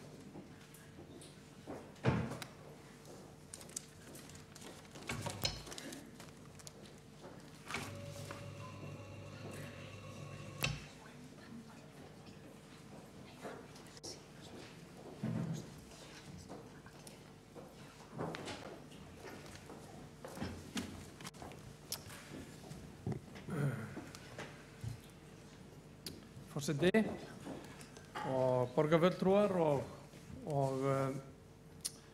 og Reykjavíkurráðs fulltrúar. Gaman að vera með ykkur hérna í dag og ánægjulegt að fá hérna ungt fólk og ungt og ferskt fólk í þennan sal. Hann hefur alltaf gott af upplyftingu. Ég vil nú bara þakka fyrir þessa umræðu sem hefur þegar átt sér stað og tek undir hrós til ykkar og klapp faglega framsetningu og afskaplega afskaplega svona, já, þeir eru til mikilvæg fyrirmyndar í hvernig þið flytið ykkar mál hér. Mér finnst nú kannski, auðvitað, það er oft þannig að sá sem er reiðastur fær mesta athygli og ég held að það sé dálítið það sem er að gerast hér í dag og það er ekkert óeðlilegt, það er bara fínt. Ég vil nú samt minna á að sko að þó að reiði sé fín og hún er að mörgu leyti mjög nauðsynleg, sérstaklega þegar maður er ungur sko. Það er talað hérna, það er fínt að vera reiður ungur maður eða kona, það er aðeins minni sjarmöft yfir því að vera mjög reiður miðaldra maður, en þetta er það smeksatriði. En hérna, en það er náttúrulega mikilvægt að ríki traust á milli sem sagt Reykjavíkurráðs fulltrúana og borgarfulltrúana og þetta er það mikilvægt að þið sem að sitið í Reykjavíkurráðinu upplifið það sé verið að taka ykkar tillögum af fullri alvöru og meðhandla þær eins og hérna þær eiga skilið og ég vona að við bara hafi einhvern veginn á einhvern hátt orðið eitthvað rof í trausti varðandi það að þá verðum við bara að leggjast á eitt að endurvekja það og bæta og ég held að það sé alveg fullu vilji til þess og hjá borgarfulltrúum og kerfinu í sjálfu sér. Ég held að meti allir að verðleikum þetta samstarf. En auðvitað þarf svona svolítið þolinmæði, þú veist, þetta kerfi sem við vinnum í, það er seigt og hugmyndir þurfa að fara í gegnum heilmikla síu. Það er alveg ofboðslega fullt þegar við erum með góðar hugmyndir, en það er að samanskapi ágætt þegar það er verið að vinna mjög vondar hugmyndir. Og þannig að þetta er svona bara hlutur sem ég held að við svona þurfum að svolítið að sætta okkur við,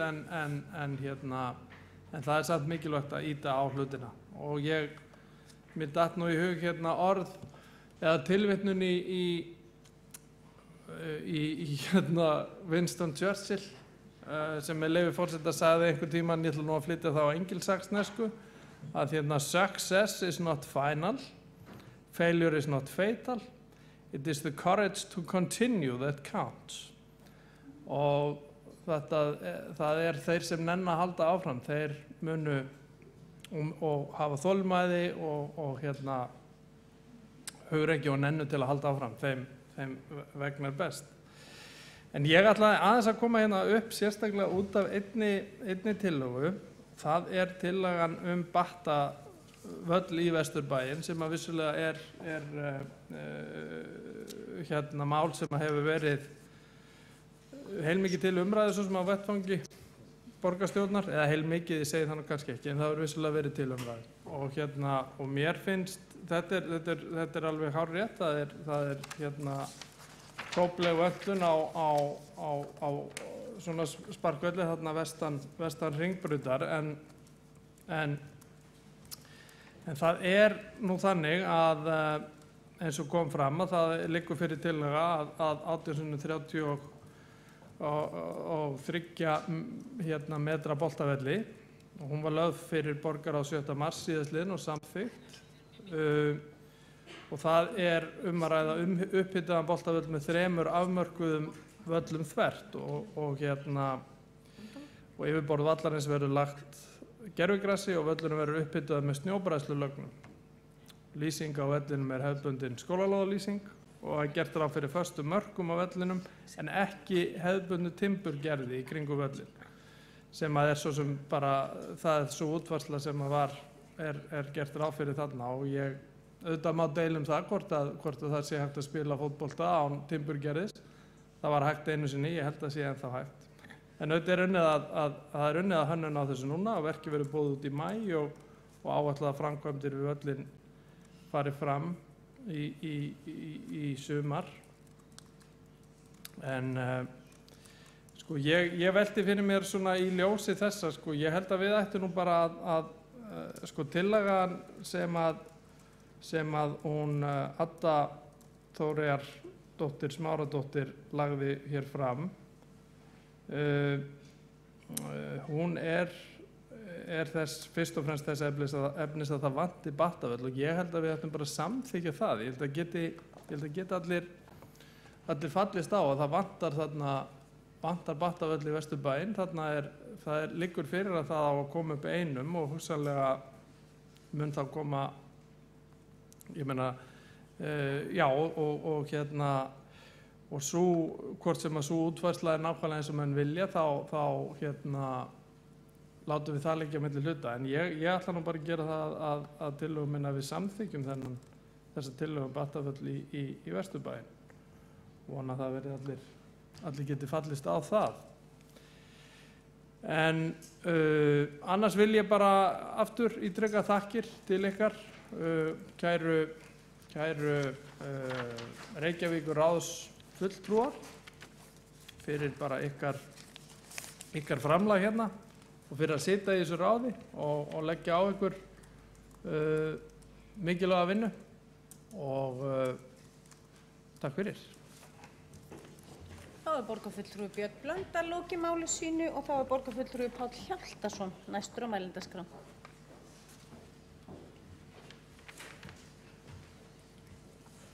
Ágætu forseti, góðir borgarfulltrúar, ágæta Reykjavíkur af ungmenna. Ég ætla nú ekki að hafa þetta langt, en mér langaði aðeins að, fyrstulega ég þakka ykkur fyrir að standa í þessu. Þetta hérna þorskandi og ég vil endilega taka undir orð fleiri hérna að ef þið hafið áhuga á stjórnmálum þá þetta ekki vettvangurinn sem skemmtilegastur innan þess geira. Að standa hér í þessu herbyggi og hafa þessa tegund af samskiptum. En eigi að síður þetta hluti af lýðræðinu og þetta svona viss gluggi úr stjórnmálum inn í frá stjórnmálum til almennings og það ber að virða það sem slíkt. Það nú búið að fjalla mikið af tillögunum sem eru fínar og hugsaðar eins og hér hefur komið fram. Mér langaði aðeins að tala tillögu að betri lýsingu á grunnskólalóðum og sem ég held að sé ágætistillaga og góðar ábendingar. Það endalaust mikilvægt að fylgjast vel með tímanum og þróun hvernig þessi svæði notuð og nýtt og það nú vill þannig til að við Reykjavíkurborg að fara yfir lýsingu í borginni almennt.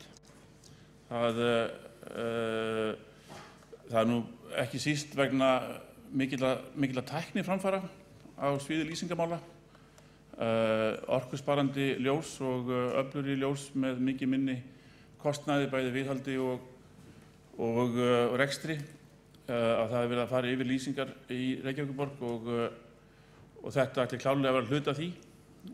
Það eru komnar alls konar nýjar hugmyndir eins og til dæmis lýsing sem fer af stað þegar fólk fer að nota svæðið og það svona að koma mikil ný hugsun í lýsingamál almennt eins og þið hafið örugglega tekið eftir.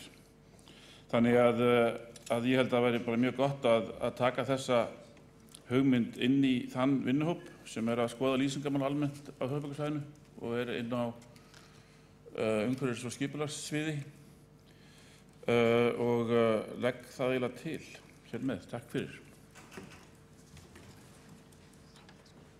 Þá borgarfulltrúi Páll Hjaltason lokið máli sínu og þá borgarfulltrúi Oddný Sturludóttir næst á mælendaskrá.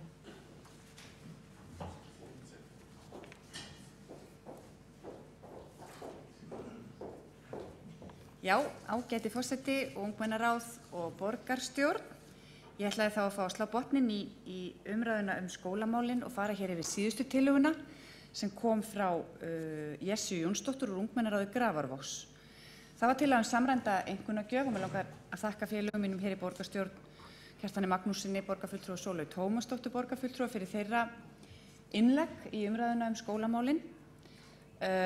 Og tek kannski undir pælingar Sólveigar Tómasdóttur það hvort að tvær tillögur ungmennaráðsins séu kannski í eilítilli mótsögn hver við aðra, en held þó að markmið þeirra beggja sé að ná fram betri einstaklingsmiðun í námi og fjölbreyttara námsmati. Ég les það svona úr úr andanum í ræðunum, þó svo að þegar maður svona leit á tillögurnar sjálfar, bara hreinar á blaðinu. Í styttri útgáfu þá gat maður svona fyrstu viðbrögð voru þau að það gætu hugsanlega verið í andstöðu hver við aðra. Ég hlakka mjög mikið til að fá ykkur inn í skóla- og frístundaráð til þess að ræða þetta betur.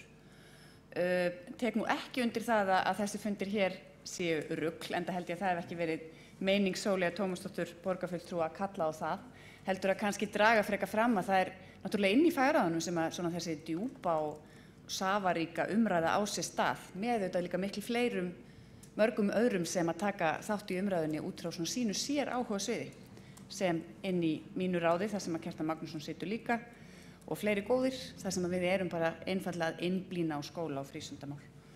Og þar getur umræðan orðið mjög skemmtileg og hún hefur verið mjög gagnleg með ungmennaráðinu. Aðeins varðandi samræmdu einkunnagjöfina, að þá eins og við vitið voru einu sinni samræmd próf við lok 10. bekkjar, nú eru þau í byrjun 10. bekkjar og þau eru líka í byrjun 4. bekkjar og byrjun 7. bekkjar. Og það var ákveðið markmið með þessari breytingu á sínu tíma sem í rauninni gerð af ráðuneytinu hverju sinni, bundin í lög, það er ekki beint sveitarfélögin sem ákveða það. En það er fyrst og síðast til þess að sýna nemendum og foreldrum þeirra fram á stöðu nemendina í náminu og akkur á haustin og ekki á vorin, það er til þess að allur veturinn sé ekki undirlagður bara í æfingu fyrir þetta tiltekna próf. Og það er líka til þess að þessi þátt að nota veturinn til þess að bæta stöðu nemendans og það er auðvitað markmið prófsins. Og það er alveg sama hvaða mat við notum, hvort við aðhyllumst fleiri samræmd próf eða aðrir vilja einfaldlega leggja öll próf niður. Sóley Tómasdóttir fór ágætlega yfir það hvað menntunarfræðin eru kvik og hvernig vindarnir geta blásið þar.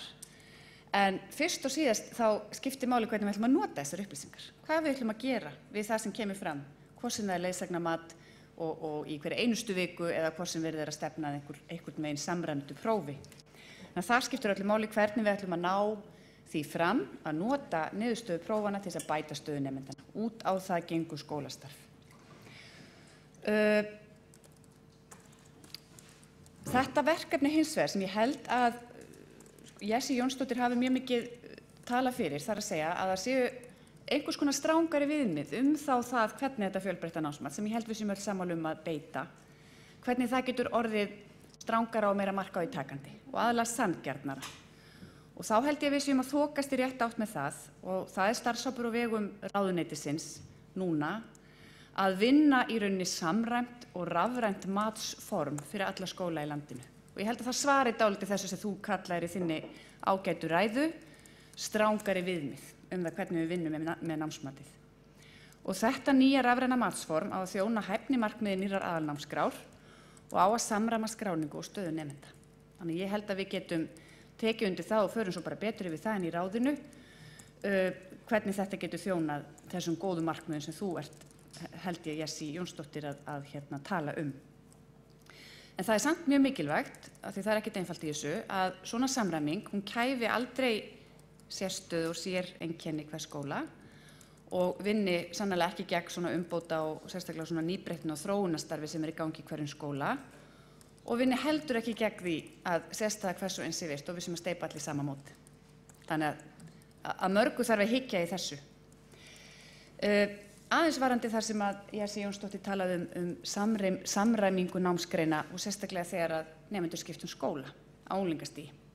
Þá er það alveg rétt að nýja aðalnámskráin, hún gefur, það er rauninni mjög mikið frelsi í henni og eftir þessu frelsi var kallað. Það var kallað eftir minni miðstýringu og í rauninni hefur miðstýring smátt og smátt verið á útleið og ég held að það sé mjög gott og hleypir bara svona ákveðnu sköpunin í skólakerfi sem er mjög, mjög mikilvæg og eykur líka meðvitund og sjálfstæði á hverjum stað fyrir sig að gera vel.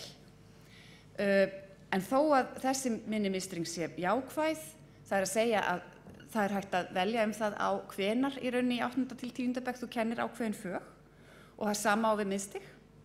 Þú þarf bara að uppfylla á 10 árum ákveðin markmið að hver nemandi hafi fengið ákveðið innlegg af verkfræðigreinum, af samfélagsfræði og svo framvegis.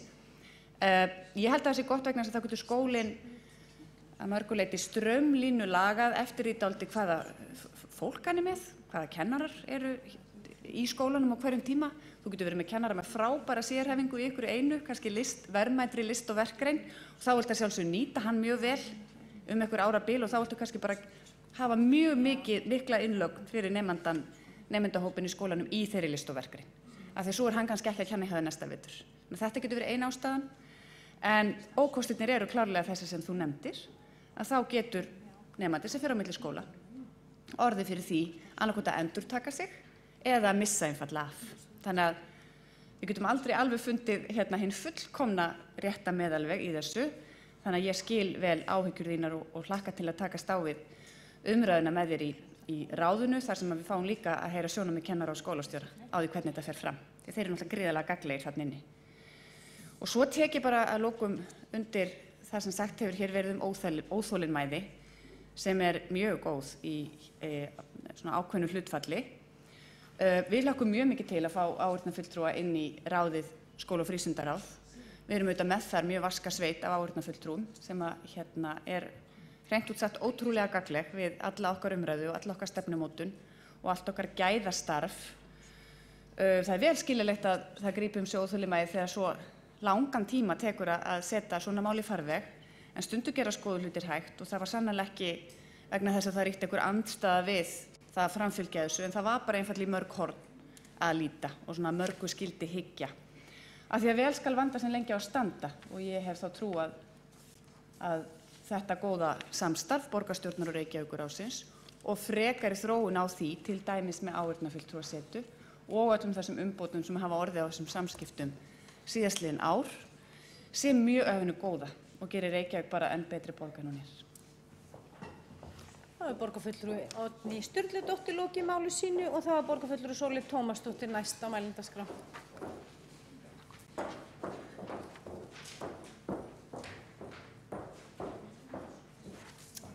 Forseti, góðir borgarfulltrúar, ég ætla nú bara að halda áfram með ræðuna þar sem frá var horfið.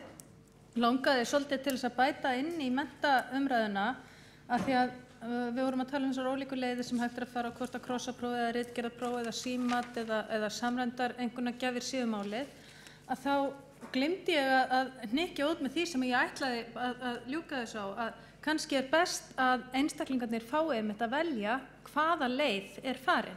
Og það ekkert sem segir að það eigi að vera eins fyrir alla nemendur í sama bekknum endilega hvernig starfið metið yfir veturinn eða skólan í heild sinni. Sumum hentar betur að láta prófa sig eða fara í próf úr einhverjum lengri tímanámsefni, öðrum hentar betur að fara í vinna ritgerðir jafnóðum, og þetta náttúrulega best væri ef allt þetta væri í boði og nemendurnir gætu valið.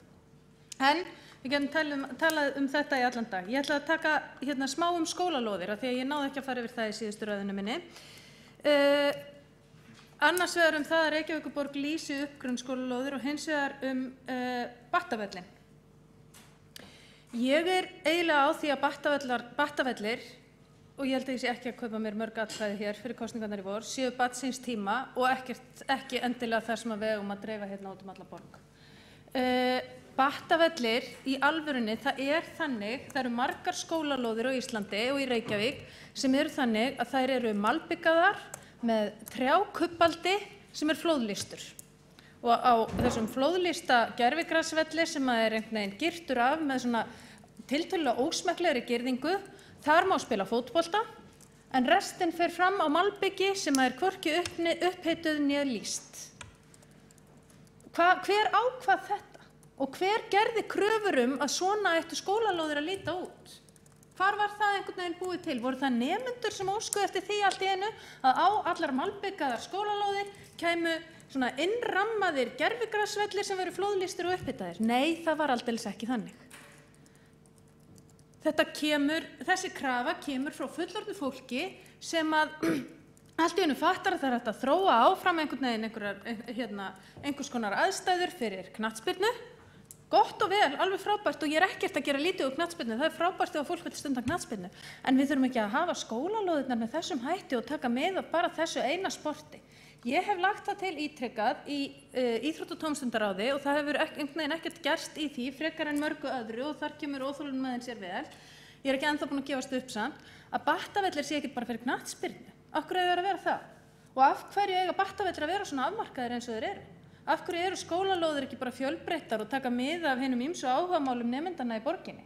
Af hverju eru þeir ekki meira aðlaðandi að öllu leyti en ekki bara með þessum eina afmarkaða bletti.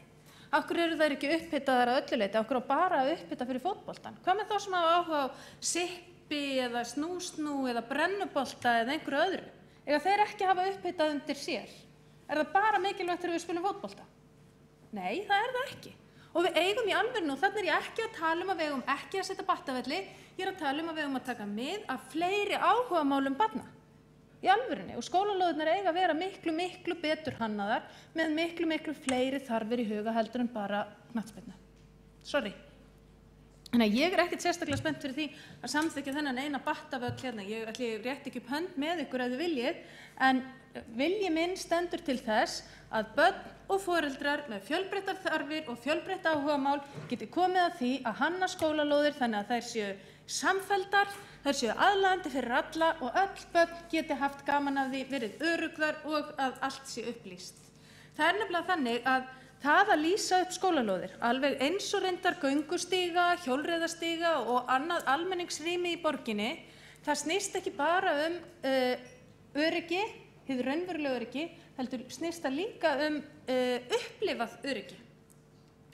Og ef við förum inn á svæði sem er ekkert endilega, eða sem er ekki vel upplýst, að þá verðum við hrædd, jafnvel þó að það væri kannski engin sérstök ástæða til þess að vera hrædd. Það er kannski engin sem að býður manns á skólalóðum tilbúin að ráðast á mann, en maður upplifir sig ekki öruggan og það er alveg nóg.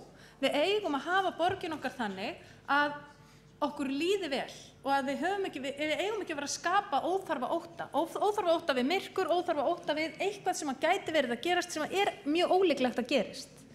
Og til þess að koma í veg fyrir þetta, að þá eigum við að tryggja að skólalóðirnar séu opnar, aðgengilegar og upplýstar og ekki bara skólalóðirnar, heldur líka göngustígarnir og hjólastígarnir og opnusvæðin, Miklatúnið, Úlfarsárdalurinn, Laugardalurinn, öll þau svæði sem við höfum áhuga að vera á og búandi í þessu landi sem er dimmt meir og minna hálft árið. Ég veit ekki, ég vona eiginlega að einhver komi og tekist svolítið á við mig battavellina. En við sjáum hvað setur með það. Ekki samt Kjartan Magnússon, borgarfulltrúi, við höfum svo oft tekist á þetta. En að öðru leyti vil ég bara þakka fyrir góðar umræður hérna í dag og ég hlakka til að taka þátt í þeim umræðum sem verður vísa til þeirra ráða sem að ég sit í. Það var borgarfulltrúi Sólveig Tómasdóttir lokið máli sínu og ósk þín varða veruleika en þá er borgarfulltrúi Kjartan Magnússon næstur á mælendaskrá.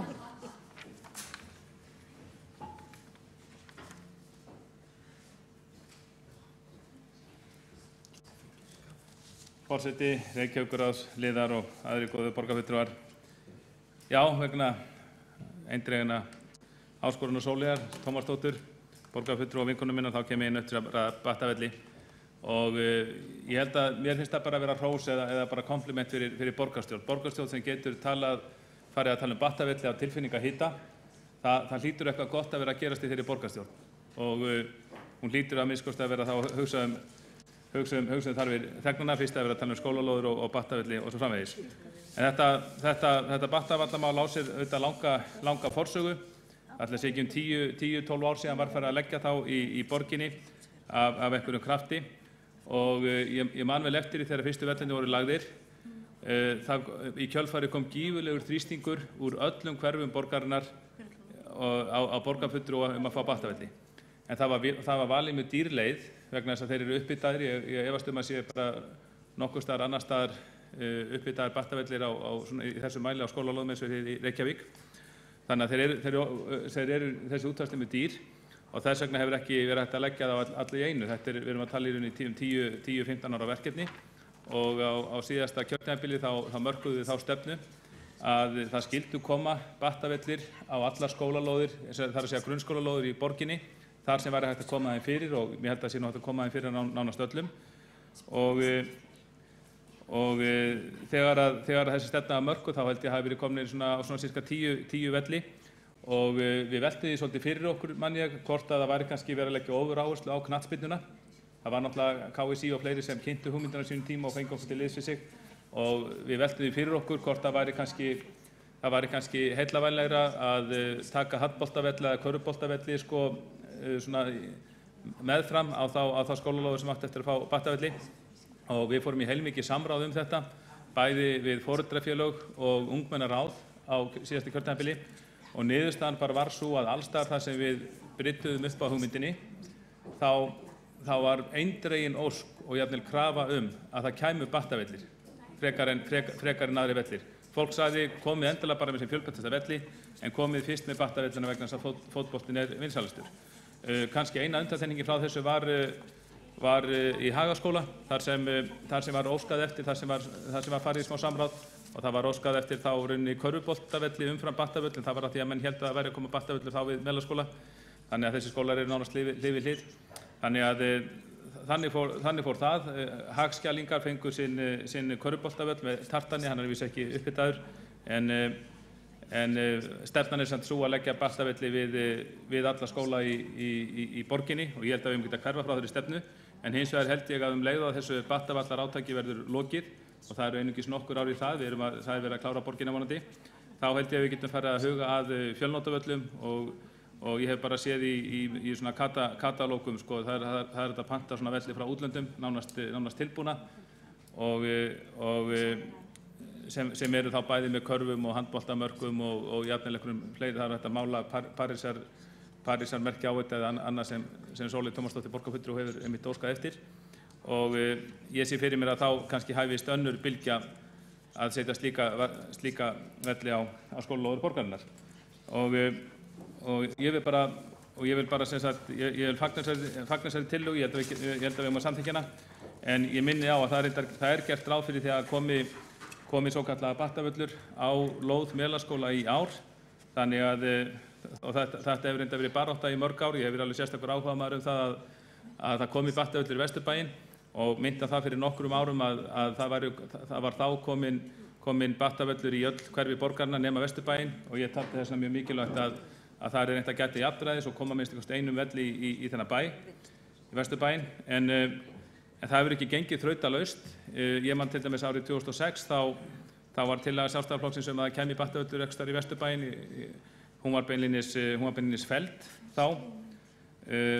Nokkrum árum síðar þá var farið að undirbúa, það tekur tíma að undirbúa, teikna þessa velli og þá voru þeir teiknaðir og ég bara man mjög vel eftir því að þegar ég hætti sem formaður menntaráðs og íþrótta- og tómstundaráðs 2010 þá hafði ég gert drög að því, undirbúið það að það kæmi battavöllur í Vesturbæinn það sumar en það tókst því miður ekki. Nýr meirihluti tók við þá vorið 2010 og þá var hætt við það verkefni. Að minnsta kosti í bili en nú vonast ég eins og menn sjá bara í fundargerð borgarstjórnar þá höfum við margoft við sjálfstæðismenn gert athugasemdir við þetta, gert athugasemdir við það að völlurinn sé ekki kominn. Í fyrra gerðum við athugasemdir við það að völlurinn sem var þá ráðgerður lóð Melaskóla væri of lítill. Við töldum að þeir nemendur í þessum skóla ættu það skilið að kæmi jafnstór völlur þar og í öðrum skólum borgarinnar og sú barátta hefur nú skilað árangri og ég veit ekki betur en það sé undirbúningurinn sé í fullum gangi að þessi völlur komið þarna í sumar og það er sjálfsögum mjög gleðilegt. Nú varðandi lýsingu á grunnskólalóðum þá tek ég bara undir það að það er eins og þessi mál sé ekki nógu góðu horfi í borginni. Þetta er ekki samræmt og það má vel vera að skólastjórar sem þurfa reynda mjög mikið að spara, þeir grípi til þess að hafa minni lýsingu en góðu hófi gegnir á þessum skólalóðum og ég held að það sé bara gott mál að fara yfir þetta í skóla- og frístundaráði og athuga hvort að það sé hægt að bæta þessi mál eitthvað svona innan kerfisins. Ég held að það sé bara mjög góð tillaga. Nú tillaga ungmennahús fyrir fólk á aldrinum 16 til 25 ára.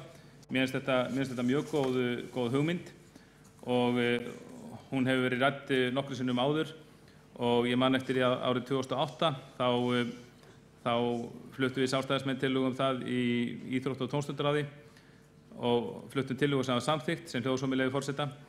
Íþrótta- og tómstundaráð samþykkir að hefja skoðun á kostum þess að koma á fót ungmennahúsi miðsvæðis í Reykjavík. Slíkt hús yrði ætlað ungmennum á framhaldsskólaaldri þar sem þau getur sinnt tómstundum og afþreyingu í vímuefnalausu umhverfi. Áhersla yrði lögð á að virkja hugmyndir og frumkvæði unglinganna sjálfra við stefnumótun á starfi hússins og rekstur þess.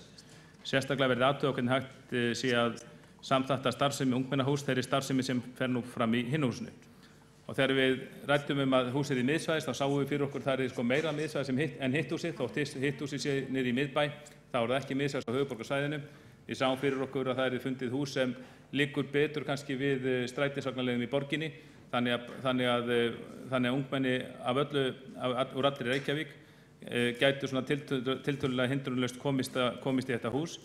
Og við sáum það líka fyrir okkur að eftir að hafa kynnt okkur starfsemi ungmennahúsa á Norðurlöndum, þá sáum við það fyrir okkur að það væri kannski best að fela ungmennunum sjálfum rekstur hússins og sáum það fyrir okkur að ungmennaráðin eða Reykjavíkurráð ungmenna gætu í rauninni bara tekið að sér hússtjórn. Það fyrirkomulag hefur verið reynt á Norðurlöndunum víða, það hefur gefist mjög vel. Þá það í rauninni þannig að í staðinn fyrir að þegar séu ykkur embættismenn eða starfsmenn borgarinnar sem stjórna húsinu og ungmenni fá ykkur aðkomu þar að, þá það í rauninni þannig að það skipuð hússtjórn. Fyrirkomulag gæti verið þannig að Reykjavíkurráð ungmenna kýsi 8 eða 10 eða 12 manna hússtjórn yfir húsinu, kannski einn hverfi í borginni. Það var í hússtjórnin og stjórnaði húsinu og starfsmenn, embættismennir og starfsmennir í húsinu, þeir myndi síðan bara hlíta samþykktum þessara hússtjórnar. Ég held að reynslan af ungmennaráðunum sýnir það að því sé vel treystandi fyrir slíku verkefni. Það líka þannig, maður heyrir það að það hefur oft verið óskað eftir því að svo góða starfsemi sem fer fram í hinu húsinu, hún sé ekki nægilega vel staðsett. Þar á sér líka stað mikið og gott starf í þágu fatlaðra ungmenna og að ýmsu leyti þá hentar hitt húsnæðið á þessum staðnir í miðbæ og húsnæðið sjálf, það hentar ekki alveg nútíma kröfum sem gerðar eru til aðgengismála. Þannig að ég sé fyrir mér að það þurfi hvort að færa að minnsta kosti stóran hluta starfsemi hins hússins í hendur húsnæði það núna og þá geti verið mjög sniðugt að skoða þessa hluti saman. Nú, tillaga samkomusæði fyrir ungt fólk í Grafarholti og Úlfarsárdal finnst mér mjög spennandi og nýstárleg tillaga og sjálfsagt að skoða hana betur.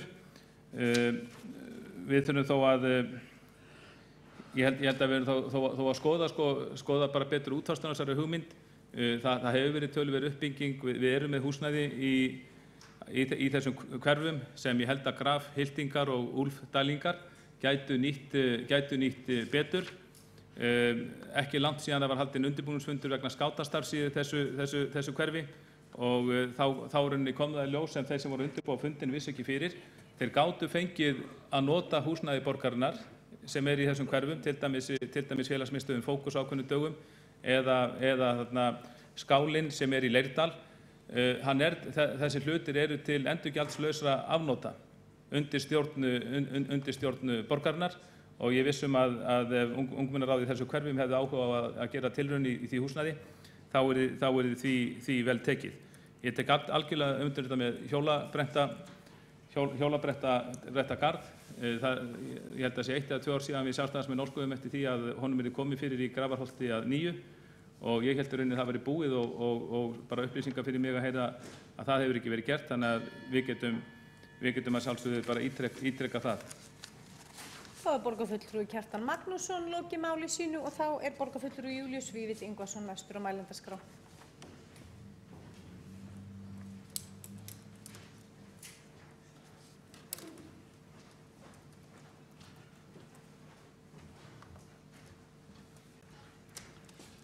Forseti, Reykjavíkurráð ungmenna, borgarfulltrúar og aðrir gestir sem hérna eru á pöllum. Það nefnilega allt og sjaldan sem fólk kemur hérna á pallana, þannig að það svo gaman fyrir okkur að hafa einhverja til að hlusta á okkur og við sjáum viðbrögð og annars slíkt. Það svona hleypur blóðinu svolítið af stað. Yfirleitt þegar við byrjum hérna fundina þá komum við hérna svona undir, svona rétt áður en fundurinn byrjar, svolítið með hausinn undir okkur tilbúin að ganga til dagskrár og svo byrja árekstrarnir. En núna byrja þetta svolítið öðruvísi. Ég kom hérna inn náttúrulega svona frekar seint og í svona sömu stellingum. En Kári Arnarsson hérna, hann kom á móti mér og veitti mig faðmlag. Ég veit ekki alveg af hverju hann faðmaði mig, en mér þótti mjög vænt og mér þótti það notalegt. Og það svona einhvern veginn breytti svolítið þessum anda sem ég var sjálfur komin í á þessu stellingu. Þannig að ég vonast til þess að Kári, þegar hann kemur hérna næsta því að sumir eru að koma aftur, komi bara með þá tillögu, dagskrártillögu hér að menn hefji borgarstjórnarfundi á því að faðmast. Hvernig líst nú borgarfulltrúunum á það? Heldur illa sýnist mér. Ég allavega alveg til í það. Það verður bara mjög gaman að gera það. En þetta ekki sá vettvangur kannski eins og ég heyri á sumu borgarfulltrúa hérna vara við því að þetta sé nú ekki skemmtilegasti vettvangur þar að segja að standa hér í borgarstjórn. Ég nú ekki sammála því. Þetta náttúrulega mikilvægasti vettvangurinn hér í þessari sveitastjórn sem Reykjavíkurborg og hérna förum við yfir hérna pólitísku umræðu og það auðvitað það sem að Reykjavíkurráðið Það undirbúningur undir svona lýðræðislega átök, lýðræðislega umræðu og það auðvitað lýðræði. Lýðræðið auðvitað átök. Það samskipti og það samtal, það eru ólíkar skoðanir sem framkoma. Ef það tekst ekki, ef allir eru bara sammála, ef það það sem Reykjavíkurráðið vill, og ég veit að það vill það ekki, þá ekkert lýðræði. Og þá höfum við ekki lært neitt. Og þá erum við ekki að fara hérna út með einhverjar upplýsingar. Við þurfum að standa á okkar upplýsingum. Okkar skoðunum. Ég heyrði það hérna sérstaklega hjá einum ungmennaráðsliða og kannski fleirum að svona þessi spurning, hvað erum við að gera hér? Af hverju erum við að koma hér og segja hvað við viljum og bera fram tillögur og ég vil taka fram þessar tillögur mjög góðar allar saman. Þær eru sanngjarnar, þær eru skynsamlegar, þær eru framkvæmanlegar, þær eru svona einhvern veginn jarðbundnar og þær byggja á því sem að þið eru að takast á við og skynjið og við erum auðvitað að taka því öllu saman vel. Og Guð hjálpa okkur ef við förum að týna þessu. Þá náttúrulega eitthvað meiri háttar að hjá okkur hér í Reykjavíkurborg. En það sem að þið spyrja því af hverju við þessu. Ég var fyrir mjög mörgum árum, þá var ég í tónlistarháskólanum í Vínarborg. Og Vínarborg svona í hugum fólks þessi yndislega borg þar sem allir dansa valsa og það eiginlega sól allan sólarhringinn og yndislegt að vera þar. En það var ekki þannig þegar ég var þarna í námi. Hún var mjög þunglamaleg og ástæðan var svo að unga fólki hafði flutt úr borginni og þetta var ekki vandamál sem var svona til umræðu mann og meðal, var þetta til umfjölluna meðal annars ég man í Time tímaritunum sem að margir þekkja. Það sem að ræða þetta vandamál Vínarborgar það var bara gamla fólkið eftir, unga fólkið var bara farið. Og þetta auðvitað svona ákveðið ferli og ákveðið tímabil sem margar gamla borgir ganga í gegnum. Unga fólki fer, það sér ekki tækifæri, það ekki hlustað á það ekki þáttakendur og einhvern veginn borgin staðnar og verður eftir og þess vegna segi við ykkur, ef þið að velta því fyrir ykkur hvað þið að gera hér, þá það akkúrat til að koma í veg fyrir að svona geti gerst í Reykjavíkurborg.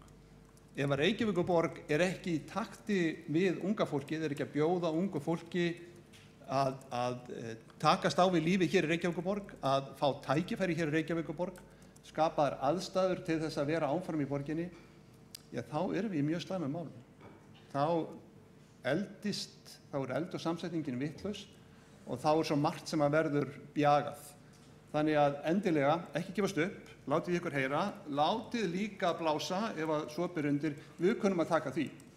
Það var miklu harðari ræður og meiri átök og meiri reiði að því það komið til umræði hérna áðan verið hér úr þessum litla ræðustóli, ég get alveg sagt ykkur það. Hann þolir miklu meiri en þetta, þessi hérna. Þannig að bara látið því ykkur heyra. Bara að því að þetta var uppi þessi Battavöllur og ég vil aðeins bara segja það örfá orð og náttúrulega halda allir að við Kjartan Magnússon séum sammála allt en við erum ekki alveg sammála þetta. Og það vegna þess að ég ekki svona alveg ofboðslegur aðdáandi og svona fylginn mér eins og Kjartan hefur verið þegar kemur að Battavöllum og það kannski að því að ég var bara alltaf frekar lélegur í fótbolta.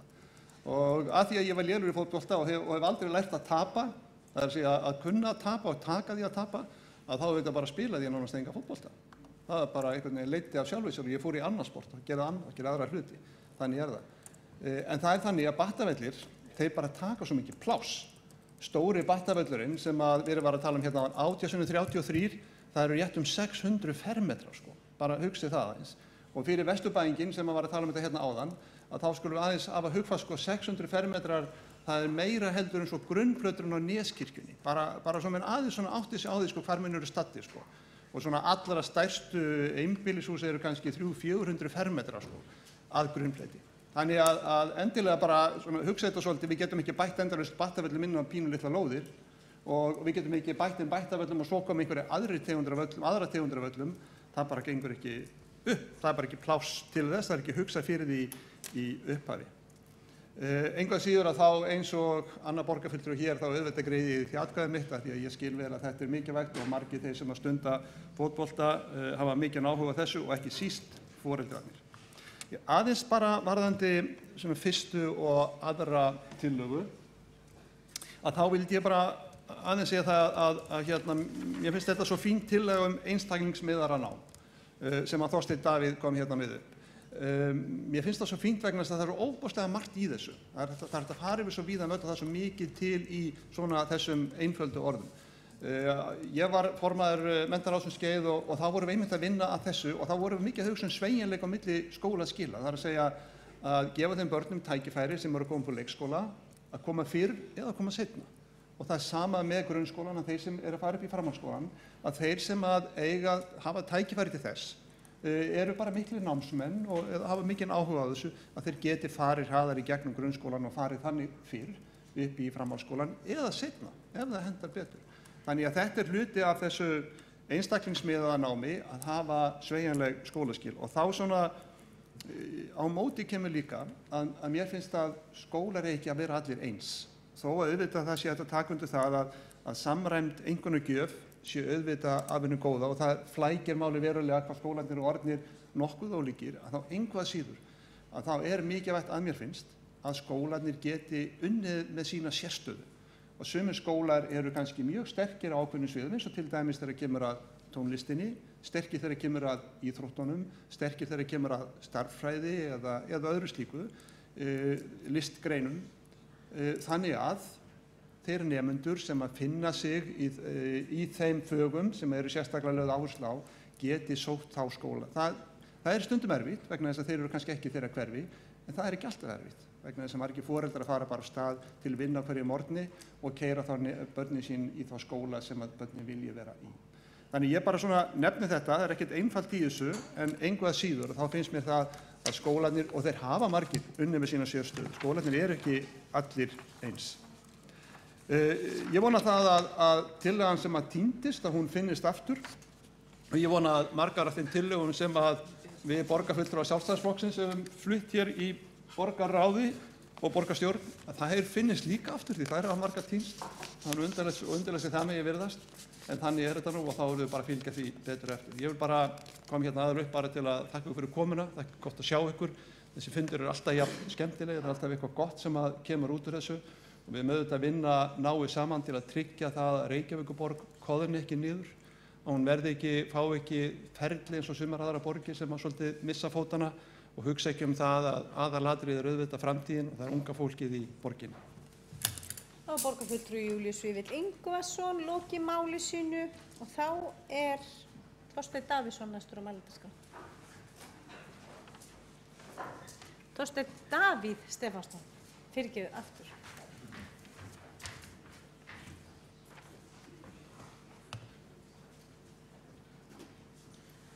Virðulegi forseti, borgarstjóri og aðrir borgarfulltrúar. Í framhaldi af ræðu Oddnýjar vil ég spyrja hvort eitthvað eftirlit sé með hvort og hvar einstaklingsmiðað nám sé í boði og einnig vil ég spyrja hvort eitthvað samræmi sé á milli skóla í þessum efnum. Á að vera happ og glatt hvort þú býrð í Árbæ eða Norðlingaholti, hvernig nám þú færð í þínum hverfiskóla. Sem dæmi afturför í málefnum einstaklingsmiðaðs náms vil ég nefna samdrátt í aðgengi grunnskólanema að námi á framhaldsskólastigi og veigra sumir nemendur sér við að nema á því stigi. Ég hef þær upplýsingar frá einum fulltrúa í Reykjavíkurráði sem jafnframt var nemandi í Árbæjarskóla að aðgangur að námsferi sé takmarkaður í Árbæjarskóla og þurfi útlitið að vera orðið virkilega svart ef aðgangur er veittur. Samkvæmt öðrum fulltrúa sem jafnframt var nemandi í Hagaskóla er þetta einnig raunin á þeim bænum. Ætlið þið, virðulegu borgarfulltrúar, að firra ykkur ábyrgð á því að ykkar er fjárveitingarvaldið og þar með ábyrgðin. Ég ræddi seinast í dag við kennara með áratugar reynslu hinn samfélagslega margumrædda ómöguleika. Ómöguleika þess að kennari með hátt í 3. tug nemenda gerir nám hvers og eins einstaklingsmiðað. Hún taldi að það veri raunverulega ómögulegt. Það þarf meira fjármagn í skólakerfið ef vel á að vera. Hinn margumræddi ómöguleiki á ekki við þar. Þegar hart er í ári eins og raunin er nú, þarf að forgangsraða í borgarfjármagninu, eins og endran er þó. Það verður að forgangsraða í þágu framtíðarinnar, í þágu skólakerfisins. Ég ætla að nýta tækifæri til að taka undir hluta ræðu Sóleyjar óaðlaðandi skólalóðir. Ég tel þetta vera mjög þarft sjónarhorn þar sem skólalóðir jafnt sem námið eiga henta sem breiðist hópinn barna. Einnig ætla ég að fagna þeirri umræðu sem Júlíus Vífill kom inn á áðan að það þurfi ekki allir að fara á sama hraða í gegnum námið þó aldurinn sé svo sami. Takk fyrir mig. Þorsteinn Daði Stefánsson lokið máli sínu og borgarfulltrúi Oddný Sturludóttir hefur óskað eftir því að veita andsvar í ræðu hans. Forseti ágæta borgarstjórn, kannski andsvar með áherslu á svar því að hér komu 2 spurningar sem beindust til mín, annars vegar spurt eftirlit með markmiðum einstaklingsmiðað nám í skólum, þá hvar og hvernig, og því get ég svarað, og svo samræmingu þarna á milli. Og ég held að við séum mörg hver búin að koma inn á það að það sé kannski ekki beinlínis vilji til þess að allir skólarnir verði eins. Hins vegar eiga þeir allir að þróa með sér fjölbreytta kennsluhætti. Þeir hafa í rauninni ekkert val annað. Það ekki boðað við til dæmis að vera með það markmið að vera með einsleita kennsluhætti. Þeir eiga allir að vera fjölbreyttir, en þeir eru komnir mislangt og það eru ýmsar ástæður fyrir því. Nýjir skólar eru komnir lengra heldur en þeir sem eru búin að vera til í 70-80 ár og svo framvegis. Og ég ætla aðeins varðandi eftirlitið að þá gerði ég bara mér að leik hér í tölvunni minni að fletta upp á heildarmati fyrir einn skóla hér í borg sem heitir Hagaskóli. Hann á heildarmati á vefsíðu skólans og þar til dæmis í heildarmatinu sem eitt af matstækjunum sem við höfum, þá förum við að skoðum alla þætti skólastarfsins. Þar kemur fram að Hagaskóli mætti vera komin lengra í markmiðum einstaklingsmiðað nám og þetta heildarmat fór fram árið 2011. Það má sjá svo á heimasíðu skólans á öðrum stað þar sem að kemur í rauninni fram starfsáætlun og stefnu skólans að hann á grundvelli þessa heildarmats, þar skólum í rauninni gert að gera umbótaáætlun og það eitt af verkfærinu sem við notum í ráðinu að fylgjast með því að starfsáætlun inniberi umbótaáætlun þannig að fólk sé að ná framförum á hverjum stað með hverju árinu sem líður og þar kemur einfaldlega fram að veturinn 2012-13 verður lögð áhersla á að auka fjölbreytni í kennsluháttum og það hluti af umbótaáætlun skólans og þar verður reynt eftir fremsta megni að mæta hverjum nemandi þar sem hann staddur í námi og nýta hæfileika hvers og eins. Þetta svona lítið dæmi það hvernig við sinnum okkar eftirlitsskyldu, hvernig matið fer fram, hvar og hvernig svo skólarnir vinna með það áfram. Og það eru sannarlega, þá ekki að vera happa glappa, hvort að nemendur sé að ná framförum og árangri frá hverju ári til þess næsta. Það einmitt okkar að kalla eftir því að þannig verði unnið. Þá borgarfulltrúi Oddný Sturludóttir lokið við að veita andsvar. Þá næstur á mælendaskrá Jessi Jónsdóttir.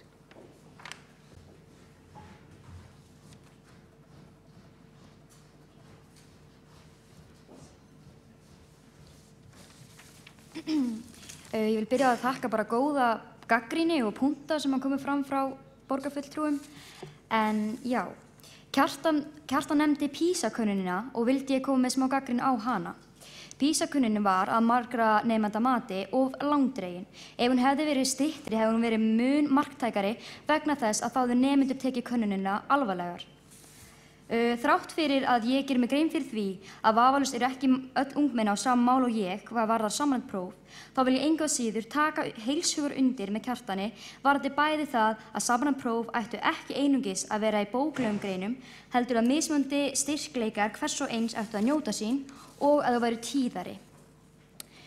Hvað varðar ósamræmi í tillögum okkar þá ræddu við það mikið og komist að þeirri niðurstöðu að þær væru vel samræmanlegar ef viljinn væri fyrir hendi. Mat gæti verið tíðara og sömuleiðis samræmara með því móti að hvert mat myndi vega minna og því yrði minna álag á nemendum í kringum hvert próf, könnun eða munnlegt mat. En mér finnst einnig að þegar skólar sem eiga eins og nafn þeirra gefur til kynna að kenna grunn, þá eigi staðsetningin ekki að skipta máli. Að allir geti útskrifast úr grunnskóla með svipaðan grunn og fara ekki í framhaldsskóla með mismunandi kunnáttu af því að skólarnir eru svo að keppa svo mikið við það að vera með mjög einstaklingsmiðað nám. Eftir að maður fór í framhaldsskóla þá áttar maður sig á því að maður ekkert alveg vel að vígi í öllum fögum og aðri samnemendur mínir, þrátt fyrir að við öll lokið grunnskóla. Og þá átti ég við með einkunnum og að kannski 8 væri ekki jafngild 8 í öðrum skóla og svo framvegis. Þá hefur Jessi Jónsdóttir lokið máli sínu og næst á mælendaskrá Adda Þóreyjardóttir Smáradóttir.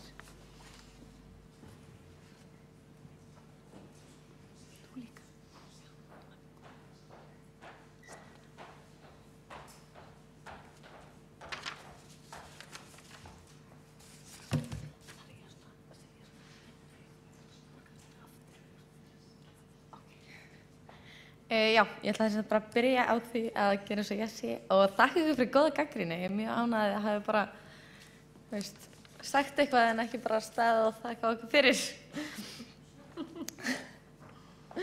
En já, það sem Sóli sagði Battavellina. Þú segir að Battavellir séu barnsins tíma en ég er ekki sammála því.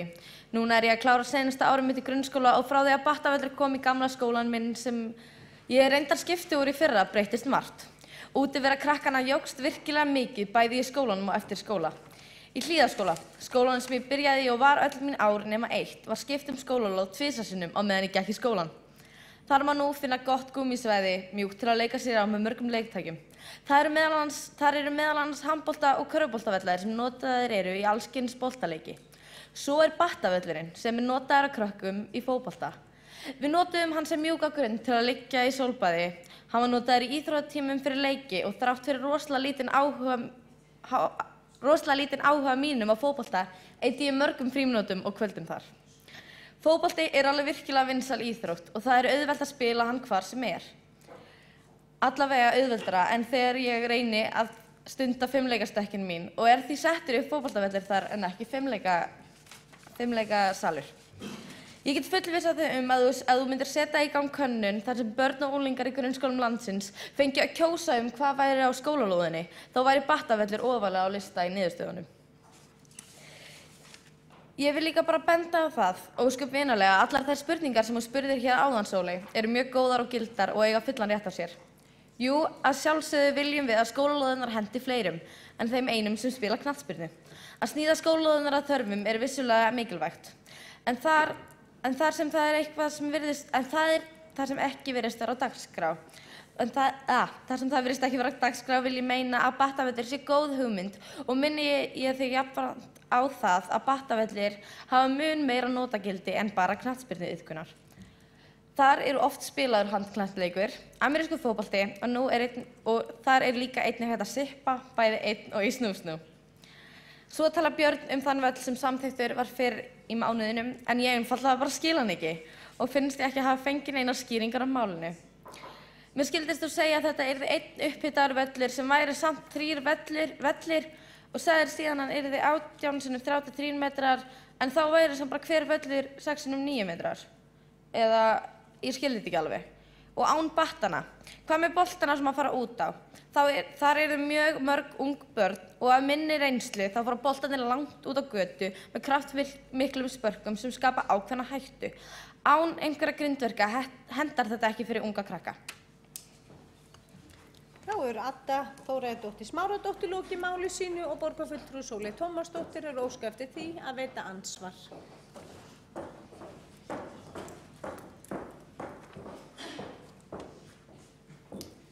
Forseti, góðir borgarfulltrúar, takk fyrir þetta. Ég er á því að við ættum kannski bara að prófa að spyrja krakka. Reyndar hef ég pínu áhyggjur af því að við séum komin dálítið seint í það. Nú ætla ég að segja ykkur persónulega sögu, ég hef ekki gaman af því að tala ég hef ekki gaman af því að miða mína pólitísku sannfæringu út frá mínum eigin börnum, en ég ætla að gera það í þessu tilfelli. Ég á stelpu sem er 15 ára og strák sem er 12 ára. Og það var ekki fyrr en núna í haust þegar þegar uppkom krafan og einhverjir fundir það hvernig Battavellir ættu að liggja á skólalóð Melaskóla, þau gengu bæði Melaskóla. Það var ekki fyrr en þá sem að hann kom heim og sagði að þau yrðu að fá Battavöll á skólalóðina. Þetta var algjörlega ómögulegt. Það var hann búinn að spila fótbolta í hverjum einustu frímínútum frá því hann var 6 ára og nú er hann að vera 12 ára í sumar. Og allt í einu núna getur hann ekki að spila fótbolta af því að það er ekki Battavellir á skólalóðinni.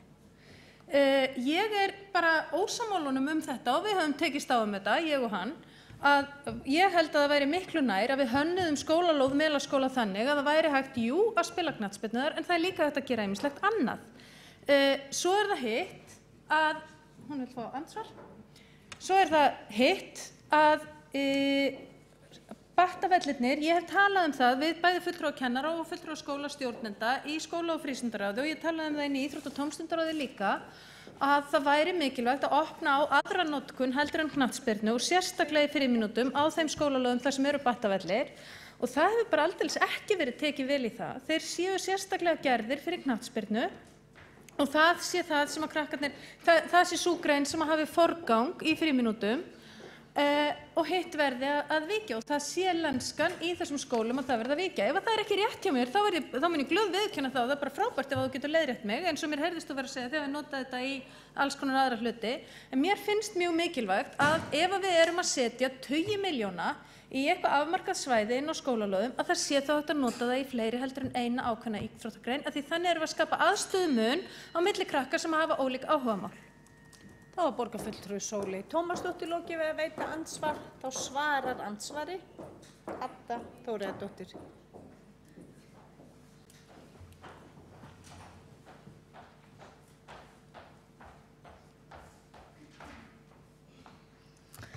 Sóley, ég bara virkilega sammála að það ætti að prófa að skoða þetta með einhvers konar könnun. Mér finnst það alveg kjörin hugmynd, tilvalin hugmynd. En já, annars talar sonur þinn að hann geti ekki spila fótbolta núna án battavella og mér finnst það satt að segja bara út í hött.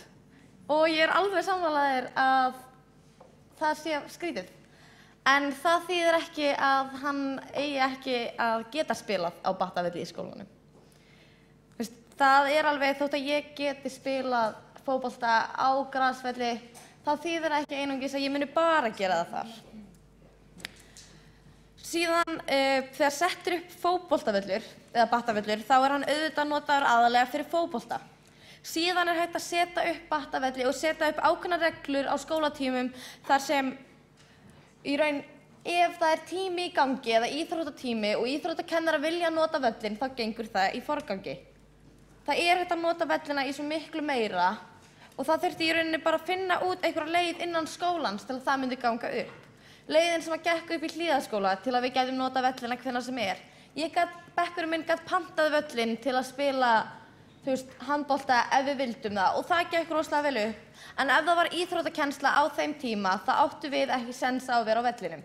Það held ég að bara ef hver skóli myndi bara ákveða einhverja svona leið til að hægt var að nota hann í fleiri íþróttir, þá myndi þetta frekar ganga upp. Þá hefur Adda Þóreyjardóttir lokið við það að svara andsvari. Þá veitir andsvaraður sinni borgarfulltrúi Sóley Tómasdóttir.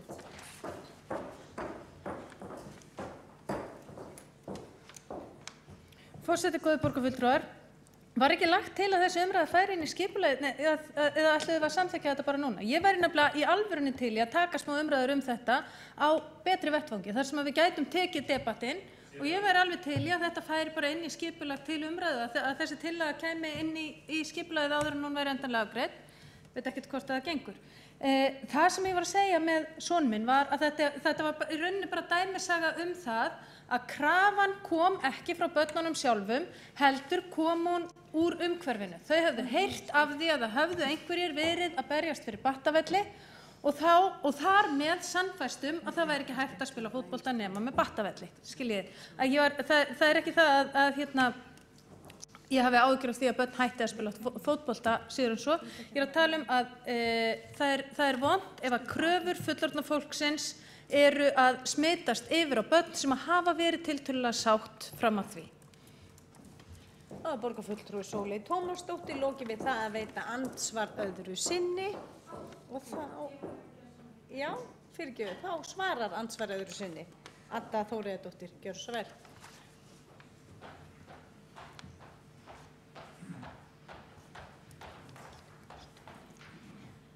Sóley, mér langaði bara að benda þér rétt á það og ég giska að þetta atvik með battavellan hafi komið upp í vetur. Því að nefnilega í haust þá kom rosalega mikil umræða upp bara í skólanum í Vesturbænum og það var ég sem að fór á hverfisráðsfund og fór með 15 mínútna langa ræðu þetta og þá einmitt tók ég það fram að battavellir væru ekki bara til að spila fótbolta og það hefur bara greinilega ekki dreifst nógu mikið í alla skólana því að þetta eru ekki bara fótboltavellir. Þá hefur Adda Þóreyjardóttir lokið við það að svara andsvari öðru sinni og þá hefur borgarfulltrúi Björn Blöndal óskað eftir því að gera stutta athugasemd.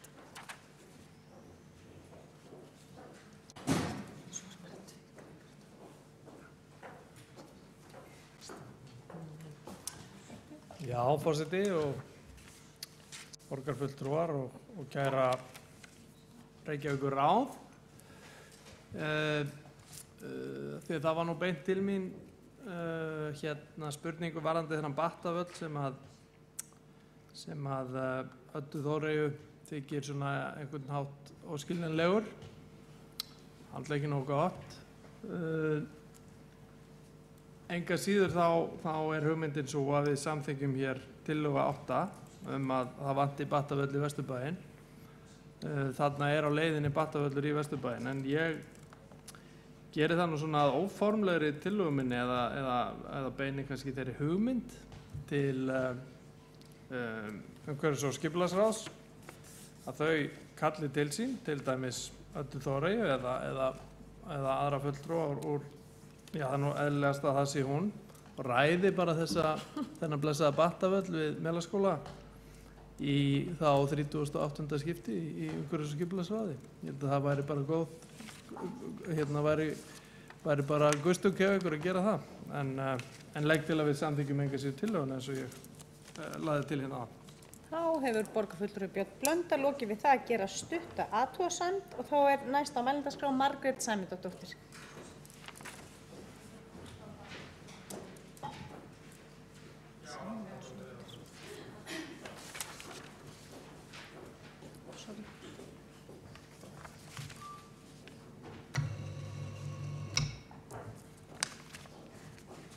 Ég vildi bara koma aftur inn á tillöguna 16+ starfið.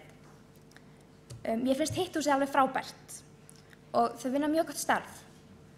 En á þessu starfsæfi Reykjavíkurráðs þá fengum við kynningu hitthúsið frá starfsmönnunnar og að mínu mati fannst mér allavega hitthúsið vera meira fyrir hópa, vera meira fyrir fólk sem vildi panta sér tíma þarna og vera með bíómyndaklúbb eða ljósmyndaklúbb og eitthvað svona. Auðvitað er líka hægt að fara þarna og bara sitja og chilla og hafa gaman, en það er opið til 5 flesta daga.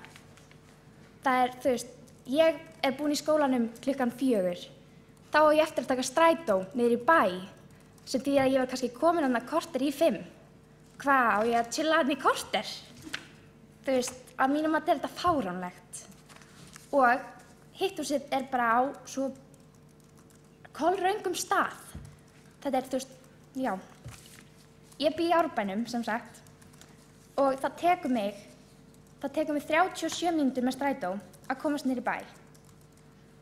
Þá þarf ég að skipta strætó einu sinni og oft missi ég af strætó sem þýðir að það tekur mig ennþá lengri tíma að komast og ég finnst það fáránlegt. Líka, það eru félagsmiðstöðvar í öllum hverfum landsins, eiginlega. Það er ein í Árbænum, ein í Norðlingaholtinu, það er ein í Grafarvoginum, það er ein í Grafarholtinu, það eru út um allt. En eins og ég sagði, þá eru þær bara upp í 16 ára. Og finnst mér samt líka fáránlegt á að það sé ein miðstöð, sem hitthúsið, fyrir 16+. Finnst mér frekar að það ætti að vera, í umsjá hvers ungmennaráðs að hafa eitt ungmennahús í, öllum hverfunum. Að mínum mati er þetta miklu sniðugra heldur en að færa staðsetningu hinshússins, af því að ég held bara að aðsóknin yrði miklu betri í það hinsegin. Þá hefur Margrét Sæmundsdóttir lokið máli sínu og þá er Elín María Árnadóttir næst á mælendaskrá.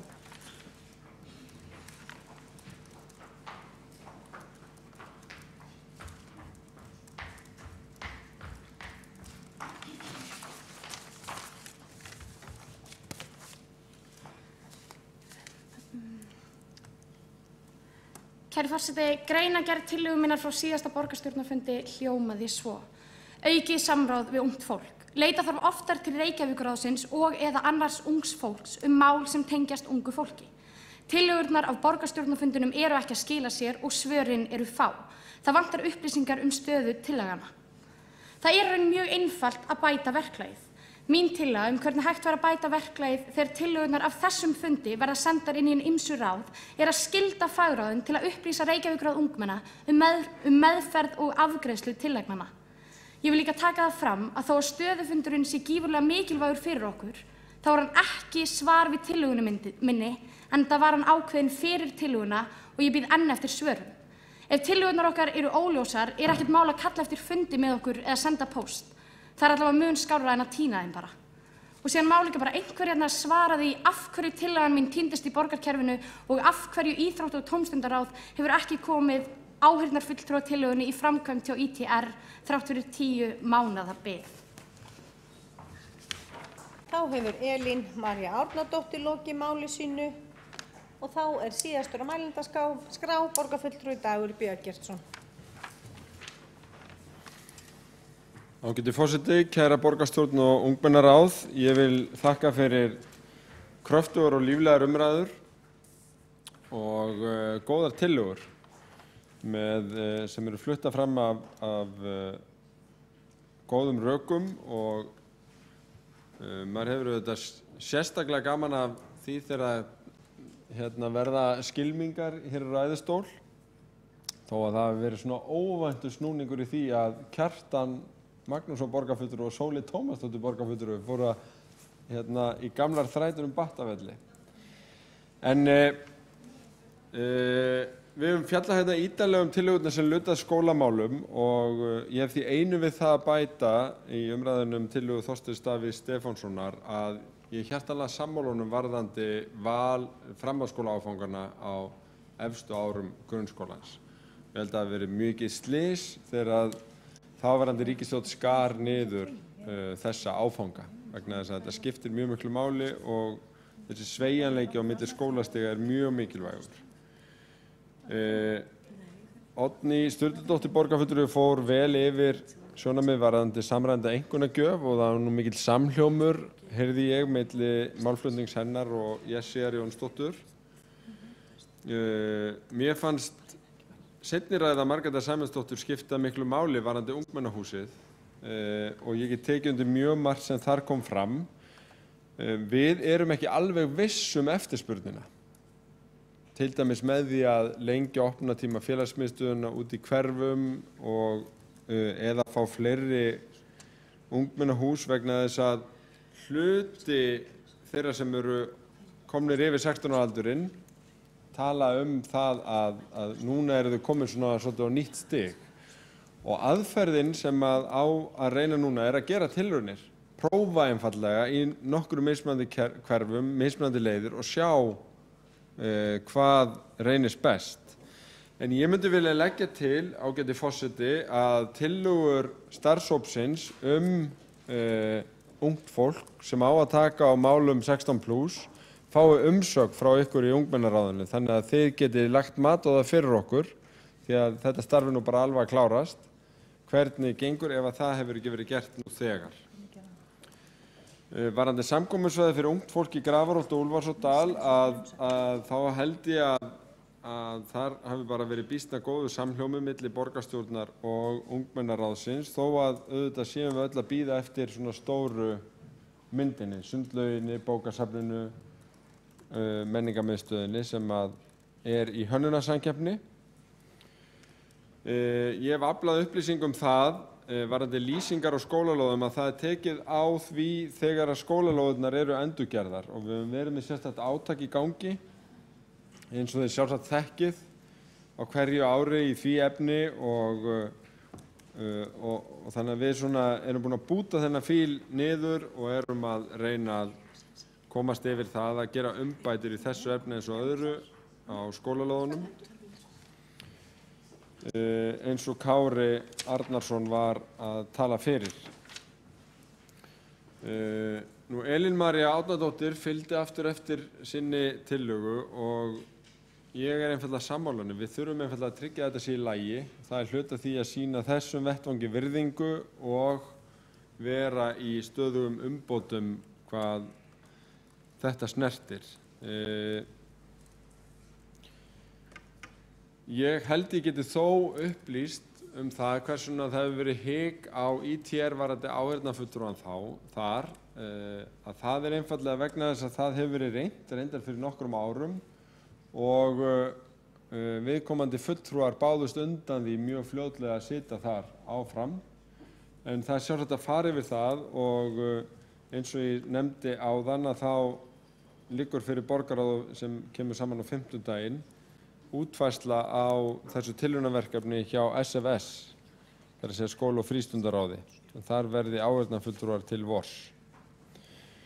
Eins og ég nefndi áðan að þá hafa skólamálin fengið mikla umfjöllun hérna og Sara Þöll Finnbogadóttir, hennar tillaga um símat. Ég heyrði ekki betur en að allir fulltrúar sem tjáðu sig hana tækju undir.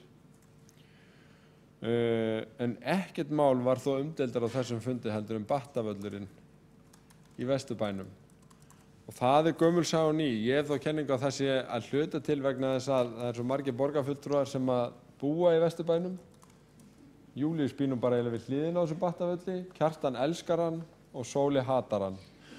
Og þess vegna þetta svona upprætt að svona heitra umræðina. Ég auðvitað svolítið að ýkja, en það eru peningar á áætlun og þess vegna tekið undir tillögu Björns Blöndal að afgreiða Battavöllin í framkvæmd á þessum fundi, en að öðru leyti að þá mun forseti draga saman þær málsmeðferðartillögur sem hafa komið fram við umfjöllun málana hér. En ég vil ítreka fyrir hönd allra borgarstjórnar kærar þakkir til ykkar og vona við rjúkum nú ekki beint heim heldur fáum okkur svolítið veitingar hérna í bakherbergi sem reyndar ekki reykfyllt en það kannski hægt að bæta því. En allavega hérna fundarherbergi borgarráðs á eftir. Þá hefur borgarfulltrúi Dagur B. Eggertsson lokið máli sínu og Margrét Sæmundsdóttir hefur óskað eftir því að veita andsvar við ræðu borgarfulltrúans.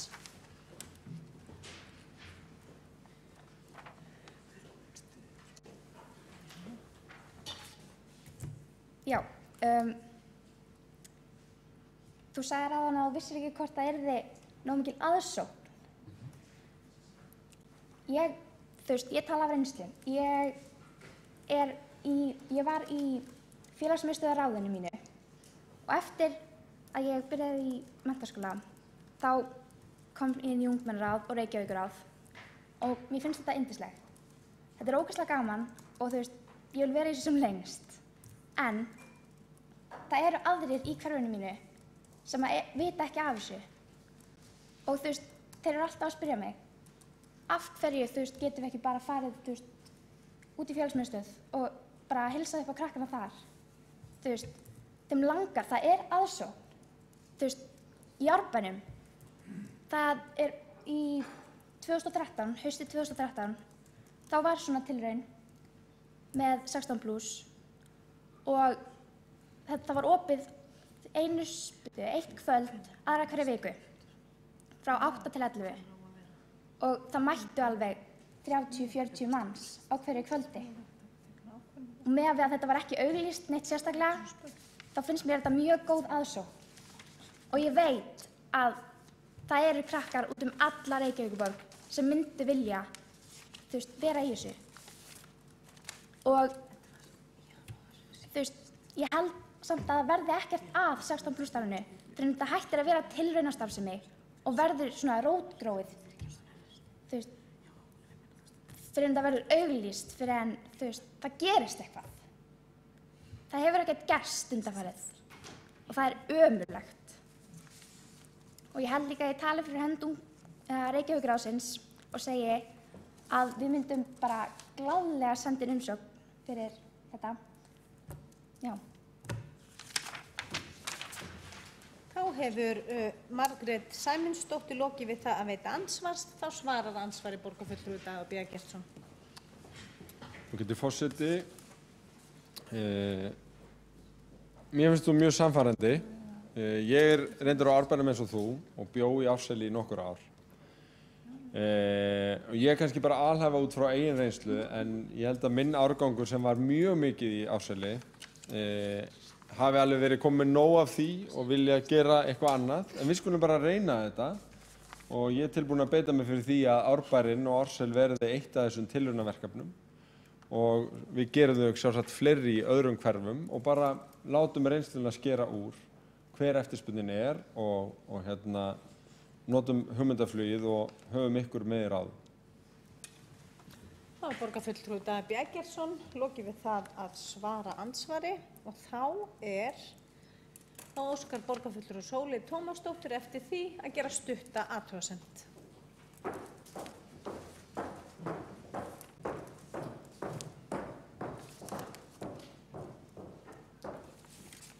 Forseti, góðir borgarfulltrúar, ég er rétt að komast í stuð. Ég var alveg til að fara inn í allt það sem þið búin að vera að tala hérna, en ég ætla að reyna að hefja mig. Ég kem hér upp bara vegna þess að ég sitt í forsætisnefnd, þar sem að við höfum verið að vinna með verklagið, ungmennaráð, borgarstjórn og hvernig við getum unnið þetta saman. Og mér langar bara til þess að segja að tillagan frá því síðast er ekki týnd. Hún er alveg í vinnu, við höfum verið að hittast, við höfum verið að þróa starfið áfram. Hluti af öllu því sem við lofuðum að gera á síðasta fundi einmitt að halda þessa samráðsfundi og taka þetta allt saman fyrir og formlegur rauninni verkferill verður ekki til og nú bara reynir á þolinmæðina og óþolinmæðina. Formlegur verkferill verður ekki til fyrir en að við höfum komist að samkomulagi hvernig hann eigi að vera og hann mótum við á samráðsfundunum sem að við höfum verið að halda meðal annars. Þannig að ég vildi aðeins svona draga úr því að þetta væri týnt og það væri ekkert að gerast, bara fara yfir það að við vinnum þetta saman. Og ég er alveg viss að á næsta ári verður einhver pirraður yfir því að eitthvað hafi ekki gerst en við höfum samt örugglega stigið einhver skref áfram. Ég allavega heiti því að ég mun beita mér fyrir því. Þá hefur borgarfulltrúi Sóley Tómasdóttir lokið við það að gera stutta athugasemd og þá er ekki fleiri á mælendaskrá og göngum við til atkvæðagreiðslu meðferð tillagnanna.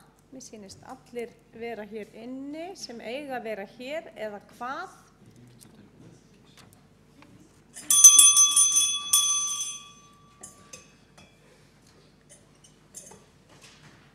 Við berum þá tillögurnar upp í þeirri röð sem þær eru á dagskránni. Biði ykkur að fylgjast með og elsku Kjartan, komdu nú inn í salinn. Þarna hann. Við göngum til atkvæðagreiðslu tillögum einstaklingsmiðaðra nám í grunnskólum og við leggjum það til á þessum fundi að henni verði vísað til skóla- og frístundaráðs. Þeir sem eru sammála því gefi merki. Það telst samþykkt.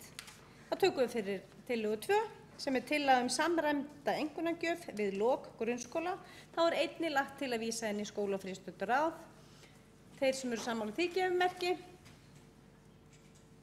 Það telst samþykkt. Þá er það þriðja tillaga ungmennahús fyrir fólk á aldrinum 16 til 25 ára. Þá er lagt til að henni sé vísað inn í ITR. Þeir sem eru sammála því gefi merki. Júlíus, það telst samþykkt. Og skóla- og frístundaráð viljið þið leggja það til. Hér hef ég... Ok, þá er það lagt til að bæta því við að vísa þessari tillögu einnig inn til skóla- og frístundasviðs. Þeir sem eru sammála því gefi merki. Ráðs fyrirgefiði. Það telst samþykkt. Þá er það fjórða tillaga samkomusvæði fyrir ungt fólk í Grafarholti og Úlfarsárdal. Þá er lagt til að þeirri tillögu sé vísað inn í ITR og skóla- og frístundasvið. Þeir sem samþykkja það gefi merki. Frístundaráðs. Það telst því samþykkt. Þá er það fimmta tillaga að Reykjavíkurborg borgi lýsingu á grunnskólalóðum. Þá er lagt til að þeirri tillögu sé vísað inn í umhverfis- og skipulagsráð. Þeir sem eru sammála því gefi merki. Það telst samþykkt. Þá er það sjötta tillaga verklag við meðferð á tillögu Reykjavíkurráðs. Þá er lagt til að þessari tillögu sé vísað inn til forsætisnefndar. Þeir sem að samþykkja það gefi merki. Það telst samþykkt. Þá er það sjöunda tillaga aukið símat í grunnskólum. Þá er lagt til að henni sé vísað inn til skóla- og frístundaráðs. Þeir sem eru sammála því gefi merki. Það telst samþykkt. Þá er það áttunda og síðasta tillaga sem er tillaga Battavöll í bæinn. Þá er lagt til að sú tillaga verði samþykkt. Þeir sem eru sammála því gefa merki. Sú tillaga telst samþykkt. Þá liggur ekki fleira fyrir þessum fundi. Ég segi takk fyrir og góða ferð og takk fyrir að kjósa Reykjavík.